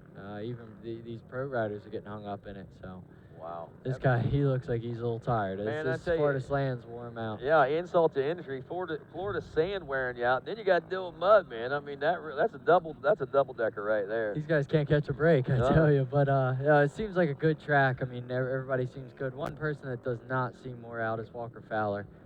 Yeah, no, not at all. He seems to be. He's trying to race. He wants a little head start to get over to the starting line for the start of the UTV race, which he finished third in. Something I want to point out. You know, you were talking about conditions being a little bit dry there. Look, once they've gotten down into that sand and blown the top of it off, there's not been any of the dust out there this afternoon. No, that is a good point you make there. I mean, this was dusty at the beginning of the race. This was white, dusty sand. And we haven't had any rain. That's just the moisture in the ground that's coming up. Yeah, we haven't had, I believe I talked to Caleb Russell the other day. I believe he said no rain in like 3 or 4 weeks now. Wow. So obviously the the ground's got some water in it, and they're digging down to it. Well, we're digging it ourselves right now as we are about 10 minutes, 11 and a half minutes according to timing and scoring before the checkers should be coming out for Walker Fowler as he has his head down and charging hard right now with that minute-plus lead over the battle for second place with Mcclure, McGill, and Chris Borich. And about another now almost probably pushing close to 2 minutes back behind him is Bryson Neal, Cole Richardson. That battle last check was still intensified. You know, you would think those two were racing for the #1 spot, and that's a good way to keep racing out there. Yeah, I mean, that could keep it interesting for everybody. And like I say, maybe, I don't think it's going to happen today, but one of these days, those 3 guys or those 4 guys or however many it is, they may work together to be able to crack into Walker Fowler, but they are going to have to do some work to get that. I mean, Walker Fowler is on rails. Well, you know, I wanted to update you on that College A battle. They have come in for their 3rd lap complete. Little Ronnie Rush is back out front of Noah Mikkelsen. There was only a couple of seconds, 1 minute and 12 seconds now. What's going on? Look at Walker Fowler rolling through that sand again. Yeah, he is. Yeah, he is. I mean, he does it. It's crazy, but he doesn't even look like he's trying. But he clearly is. But yeah, just smooth as butter, and I think that's the name of the game for him. And as you can see, he's coming by lappers, and they're probably waving to him. Thanks for lapping me. I got one last lap to do now. Get that checkered flag rolling, so I can. At this point, they're looking for that. Yeah, I mean, I'm sure everybody is. Everybody out there on that track. You know, like you say, Walker's probably ready to wrap it up as well. He's, like I said, getting ready. And don't you forget either, stick around. We'll be back with UTV racing coming up a little after 4 this afternoon, after we wrap things up here on the ATV side of things. And then don't forget, we'll be back tomorrow at 1 o'clock for 2-wheel action. Then we'll be back again on Monday with RCSX. And there, we're watching a battle right here, right now. Yeah, I mean, this is one heck of a battle. It does look like they may have lost Borich. I'm not sure. The bad thing is, I'm not so sure I saw him come through the camera shot at all. Right. But here we go. Look at here we got Adam coming around the outside, trying to duck under trees, sucker back into the track. This is good racing here. This is what they're looking for. The funny thing is, they're on very similar setups. Both of those bikes are, you know, running a lot of the same stuff. Obviously, the same bikes. It looks like Adam's wanting it. And he's trying to go inside there. He is trying to cut that track and that line a little bit shorter. He's using alternate lines, and that's what you got to do to make those passes out there. But I tell you, to watch that Jared Mcclure right now, that #3 machine, he is on a mission. He is on rails, and he basically picked up right where he left off whenever the checker flag flew in Indiana last year. Yeah, I mean, what a race this has been. Jared Mcclure has I believe he's been the impressor here. He's come from a long way back. Obviously, had to use a good bit more energy to get up with those guys, but Adam is not letting him go. Adam is hanging in there. Adam wants it back. One thing I've noticed here, Chris did not come through, unless I missed him, but I've been paying attention to it pretty close. There he is right there. Wow. One hand off the bar, so it looks like the bike is working fine. Looks like he's fine. Maybe he clipped a tree, got hung up a little bit. He's dropped back. A lot of high side, and remember, we've seen a lot of those riders out there, so lap traffic could certainly be a big issue in this one because, like Marty Christopherson, he got stopped, and I'm sure that's not the only section of the racetrack that's happening in right now. No, I'm sure there's a lot of sections like that, and who knows? I mean, Chris could have been trying to make a pass. Chris could have been trying to stay out of the dust or something like that. But you know, it looks like he must have made a mistake and dropped back a good bit. The good thing is they've been riding hard all week or all day. They had a pretty good cushion on what would it be, 5th and 6th place. Still got plenty of room. He knows he's not going to catch 2nd and 3rd. He's going to put it in cruise control and ride her on into the finish line. So right now it is Walker Fowler about 7 minutes out from the checker flag. We wait with bated breath, and man, this is going to be exciting. And like we said, we was talking there a moment ago, we got lots of bike week action for you coming up. It is today, tomorrow, Monday, and Tuesday. Basically, I think we'll start around 10 o'clock on Monday and Tuesday for 10, 11 o'clock in that neighborhood. Just watch Facebook and RacerTV.com and follow our social media to find out more. But if you're a bike week fan, couldn't ask for a better week than this right here. We've got great weather, at least right now. What's going on? Here comes Walker Fowler. He's just like, go that way, and then Walker does exactly something totally different. A little fist pump for the fans. Thanks for the line. Thanks for the no water. I'm gonna ride her on in here to the finish. I'm sure he's feeling good right now. From the track from here on out is pretty smooth, pretty simple, fast section. So I'm sure he's ready to cruise her on in. But yeah, like you were saying, you know, we got a lot of racing here the next week. Not only racing, a lot of activities down here in Florida, and eventually moving up to Georgia next weekend. You know, we got ATV GNCC today, Supercross tonight, dirt bike GNCC tomorrow, amateur Supercross at Daytona Monday, ATV Supercross Tuesday, and then eventually we're going to work our way up to... They'll have a flat track. Well, they'll have yeah, flat track at Daytona, yep. Daytona 200. We will be moving north to Georgia, like you said. Yes, back to Aonia Pass, the old General. Yeah, and I'm actually excited to go back there. You know, we went to a new place for a little bit, but I'm ready to go back. Here we got Jared Mcclure still hanging in there, and like I say, he hasn't been able to lose Adam, which is probably making him nervous a little bit. You know, you get out to these water holes, and all the main lines run the edge of the water holes. All the main lines try and keep the riders as dry as possible. But when it comes down to this situation, last lap, last couple miles of racing, no holds barred at that point. Yeah, they'll skim the top of them if they have to. I mean, it doesn't matter if they're soaking wet. But, you know, whatever it takes to gain that one more position. So I'm excited to see them come into the finish line, see how it works out. Less than 5 minutes to go in this battle. We'll probably be looking at about a 2-hour and 5-minute race. We were estimating possibly 2:15 at one point, but I think we kind of picked up the pace a little bit on that one. But still 2:05. A lot of times it's 1:55, 1:50. And here we go, Walker Fowler down the pro pits right now. So we see him going by here. So it looks so nonchalant, man, just grabbing a drink. Yeah, he's in cruise mode now. You know, he's just cruising into the finish. There we got Austin Abney heading our last round 1 winner, hanging in there tough. I believe he's running 3rd or 4th place. But one thing to point out, I mean, you got to figure Walker's probably going to finish at maybe 2:05, 2:10. The guy that crosses the finish line in front of Walker, when Walker takes the checkered flag, hey, lie. he's got to do a whole nother lap out there in that sand, in those whoops, and it's going to take him another 40 minutes, 35, 40 minutes. So he's going to be out there a long time. So I'm sure those guys are they're feeling it right now. I mean, granted they started later than the pro class, but that's a lot of action. They had a lot of time being amped up, man.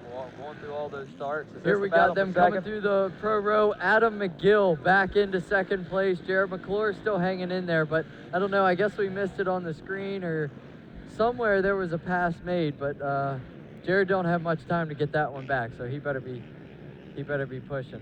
Alrighty, so here we go. There they go. We got that minute gap, and we got McGill back into 2nd, McClure in 3rd, and Chris Borich still way back there now in the 4th place position. We estimated, what, a minute plus, I guess, at one point, wasn't it? Yeah, I would say so. He's got a pretty big gap now, but so basically, it's come down to this: Walker Fowler, Adam McGill, and Jared McClure, and it's come down to this: who's going to get 2nd? I think we pretty much got it figured out who's going to take a win. Now, granted, you can't, you know, Captain could Jake, happen. anything can happen. But if nothing changes, we got a Walker's winner. riding her through the finish line. He is, and there's nothing going to stop him. Adam McGill and Jared Mcclure, that's where all eyes are going to be. Yeah, the action is definitely on these guys. Here they come into the final field section. Adam McGill has actually opened up a little bit of a lead, so I don't know if something happened to Jared or what's going on. Looks like he's still pushing hard, so it looks like the bike and him are fine. But it could be a matter of a mistake, lapped rider ahead of him. It could be anything. Fatigue. It could be anything. Could be fatigue. I don't want to say that McClure is fatiguing because he seems to get stronger as the race wears on, but this is Sands of Florida.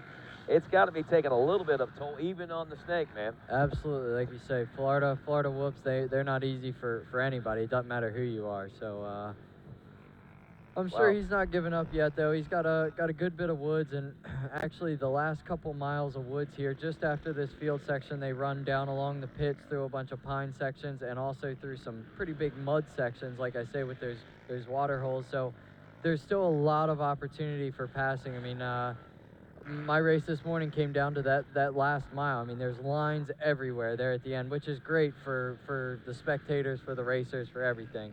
So I'm super pumped to see these guys come through the finish line area. I think it's going to be a barn burner. Barn burner. Somebody's playing with matches. Call the fire department. Here we go. It's coming down to the finish right now. Fowler again leading this one between McGill and Mcclure, and it's a two-man shootout. McGill, the Gator, seems to have taken the chomp out of Mcclure that just for a few moments, but again, we got a lot of racetrack to go before the end of this one. Well, not a whole lot by comparison, but a lot of things can happen in this little bit of time left. There's Borch making his way through this final field section here. We're less than a minute expecting Walker Fowler in the finish line chicanes, and we'll watch him take home another historic win here in Florida. This will be his fourth consecutive win here in the Sands of Florida at this particular racetrack. Yeah, I saw Chris coming through the field section there. I don't know. I'm anxious to hear what happened to him. It sure is a disappointment to see that because, you know, he was right there. And like I say, when they got out in these field sections, that would have been a good race to watch. But obviously, he's kind of just cruising. I saw him looking around. So this last lap, definitely going to be slow. Bryson actually will end up probably not too far behind him, but here we got Walker Fowler coming into the finish line through this mud section. Walker Fowler making his way in through this final Amsoil wood section and to the Amsoil chicanes to take that checker flag and second win of 2018 here as he makes his bid for championship number 4 in the Sands of Florida to kick it all off. And the fist pump to the air, and Walker Fowler wins the Wild Boar GNCC. That's 4 in a row Wild Boar GNCCs for that young man right there. 4 in a row here, and we need to figure out how many races he's now won in a row. I know it's been like since last May he's won every race. 9, I believe, right? I think we said 8 last race, but who knows if we were I think right. that would make 9 because I think he'd had a 7-win streak whenever we came to the end of the season. Here we go. Here comes Adam McGill into the finish line. It looks like Jared's not going to be able to grab him. Adam's pushing hard through the mud. Chomp, chomp. He's got a little bit of a gap. Jared's going to settle in for the number 3 spot, but here they come across the finish line. So there it is, Adam McGill. The Gator takes second here in the Sands of Florida. And Adam McGill, I believe, will take the third place position. If you're looking at timing and scoring, I think that's a little bit confusing. I believe that maybe Adam's transponder might have malfunctioned there at one point, but regardless. Yeah, looks like Adam did not scan, but he did in fact come through in the second place position. Yeah, just ahead of Mcclure, who it says is 48 seconds. So they were actually gain a little bit on Walker. Walker obviously in celebration mode there, probably the last half a lap or so. And right now, you know, the big question, Borch, Bryce, well, Borch we expect to see coming in. What about Neil and Cole Richardson? That battle right there was one that. Yeah, I saw Neil come through the finish line here not long ago. He did have he opened up a gap on Cole.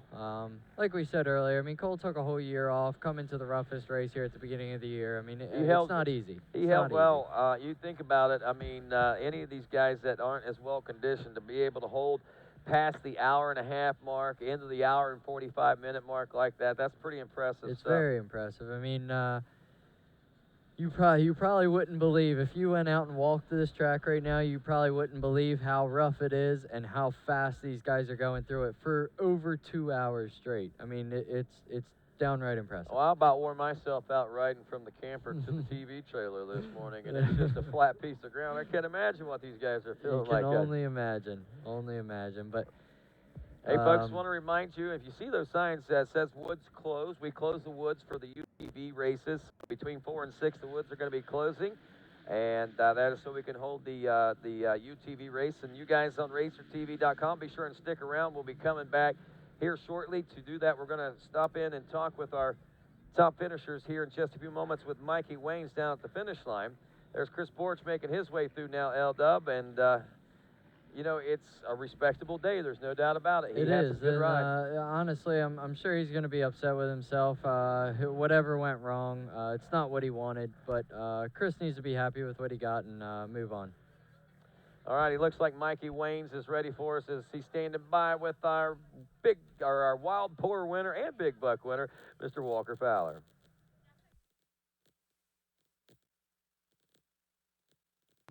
Check.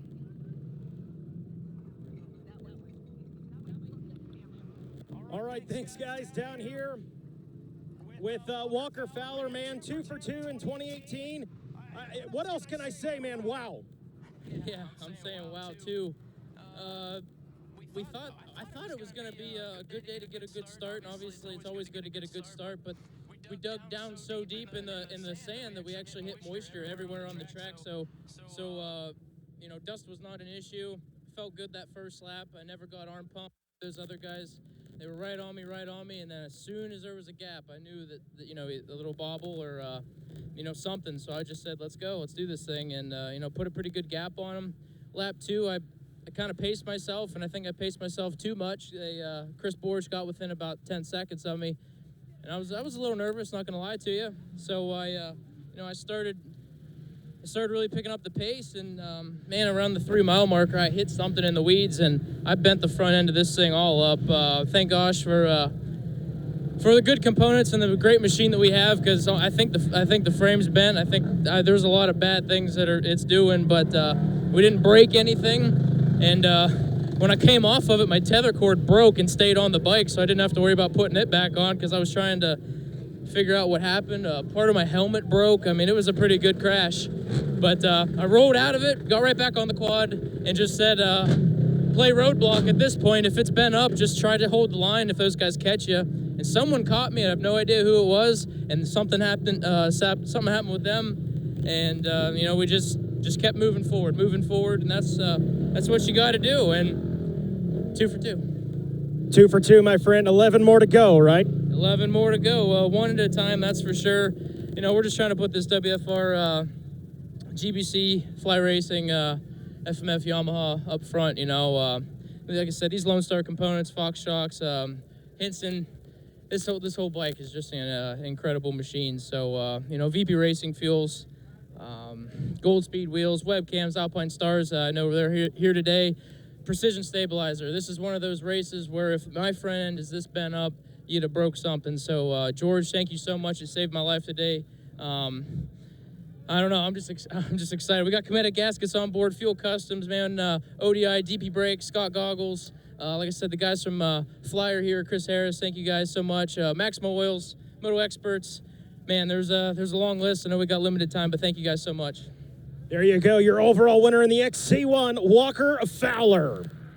Well, there you go, Walker Fowler. Congratulations to you, my friend, on another win, and a well-deserved win at that, as you had your work cut out for you here in the sands of Florida. Again, Adam McGill checking in, some 45, just about 46 seconds behind Walker Fowler. Jared Mcclure only 2.8 seconds behind him in the number 3 position. Chris Borch ended up 2 minutes behind. 2 minutes and 7 seconds behind that battle for second place. There's something big time happening to the number 4. And Bryson Neal checking in, only 34 seconds behind him in 5th. Cole Richardson right behind him in the number 6 spot. Still looking for Wesley Wolfe, Devin Feehan, Marty Christopherson, and Tucker Wyatt to round out your top 10. And folks, don't forget, we're going to be heading up to the UTV racing. Those of you on RacerTV, be sure to come back and join us if you will, because we'll be getting underway here shortly with that. Got some big things going on. UTV racing, can Cody Miller come back after that 35th place finish in round 1 to try and win this championship? It's going to be exciting. Cole Secoy is here after he was on his way to the race last time and ended up having to go back home because his baby came a little bit early. So he's back, and a lot of exciting things ready to happen as far as the UTV racing coming up here in just a few moments. And we've also got some exciting commentary, I'm sure, coming in from the Gator himself, Adam McGill, as he is getting set up right now, ready to talk to our own Mikey Waynes. But we'll get the word of the battle between he and Chris Borch, and then, of course, between he and Jared Mcclure as it came down to the finish line. What an awesome day. 2 hours and 5 minutes of some of the most intense racing I've seen in quite some time on these four-wheelers. And we head down to Victory Circle there where Mikey Waynes is standing by with the Gator himself, the 521 of Adam McGill. Thank you, Rodney. Down here with the Gator, man. The Gator in Florida. This is where Gators are from, man. Second place today. Yeah, it wasn't a bad day. I mean, we started about, I think it was 4th going into the woods, and Mike was feeling pretty good. You know, it just takes a little bit to get warmed up. There's things I'm going to change. I got to, but going into next week. And, you know, we pushed, and it was Wesley and then Chris and then me. And Wesley let Chris around. Then Wesley pulled over, let me around. I run Chris down. We rode together for pretty much most of the race. And we got within, I think it was 18 seconds or something like that of Walker. And I ended up pulling a shitty, man. Ended up clipping a stump and flipping over. So it's just what happened. You know, we're pushing that hard and you're so focused. And damn, it feels good to be back here. It's been a long time coming since Ironman. Well, good work, Adam, man. This is an indication what we're going to see the rest of the year. I don't know, I can't say that, but yes. PG, man, PG. Maybe PG-13 at the most. Yeah, does the swale women swim in water? Does a whale swim in water? Yeah, I can't say what I want to say, but you know what I mean. Yes, we know exactly what you mean, Adam. I'm going to take the mic away from him. Adam, always a pleasure, my friend. There's Adam McGill, second place finisher out of the XC1. Thanks to Parts Unlimited. Giving that water out. They do that to all of our riders. Got the Moose cool down zone that riders in all of our classes, when they come off these hot days of racing, have a fresh cold bottle of water waiting on them from Parts Unlimited and Moose Racing. Speaking of Parts Unlimited and Moose Racing, they're going to be hosting a dinner tonight, a welcome back dinner for the GNCC Racing Nation about 5 o'clock, inviting all of those that are here with us to come on over and check that out.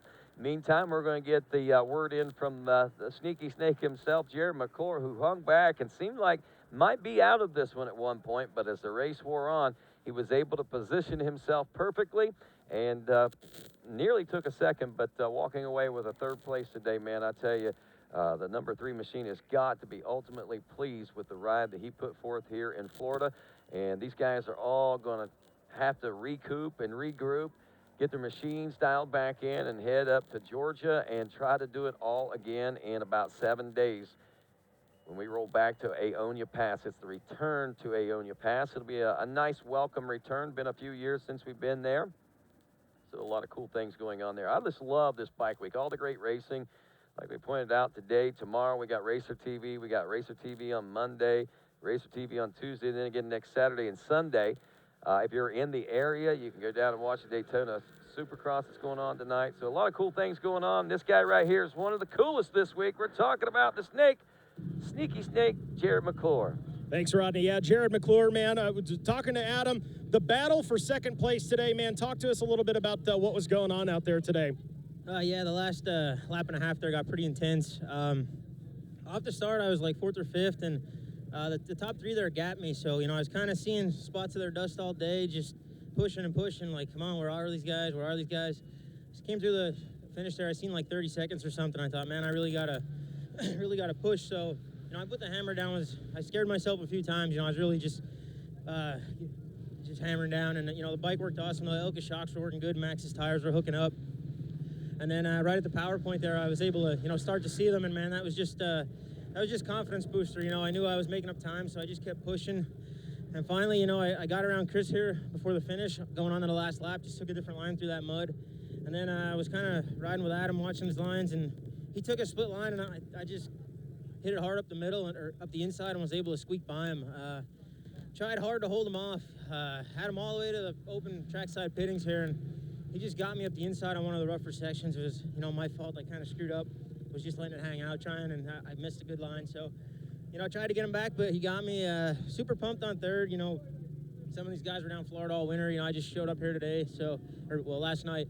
I'm really happy. First podium ever down here, so it's progress. Always a good position to be in, podium down here in Florida. Well, Jared Mcclure, good work, my friend. That is your third place finisher today out of the XC1. Well, congratulations to Jared on a spectacular ride, and I think he said his first podium down here in Florida, and wow, what a day. That's going to wrap it up as far as the ATV battling is concerned. I know we're still battling with the Xc2 and the College A and all the other classes. You can go to GNCCRacing.com, click on the results tab. You can go to live results or the results after the day, however you want to find out how this all breaks down. But I'm telling you, folks, a spectacular day of racing. We expect to see even more of that coming up here in a little bit with UTV racing. And again, tomorrow at 1, as the two wheels will take to the track here at the Wild Boar. On behalf of all of us here at RacerTV, Kerry Russell, our executive producer, and all the great folks that help make it all possible, I'm Rodney Tomlin. On behalf of Landon Wolfe and Mikey Wayne saying good day, everybody.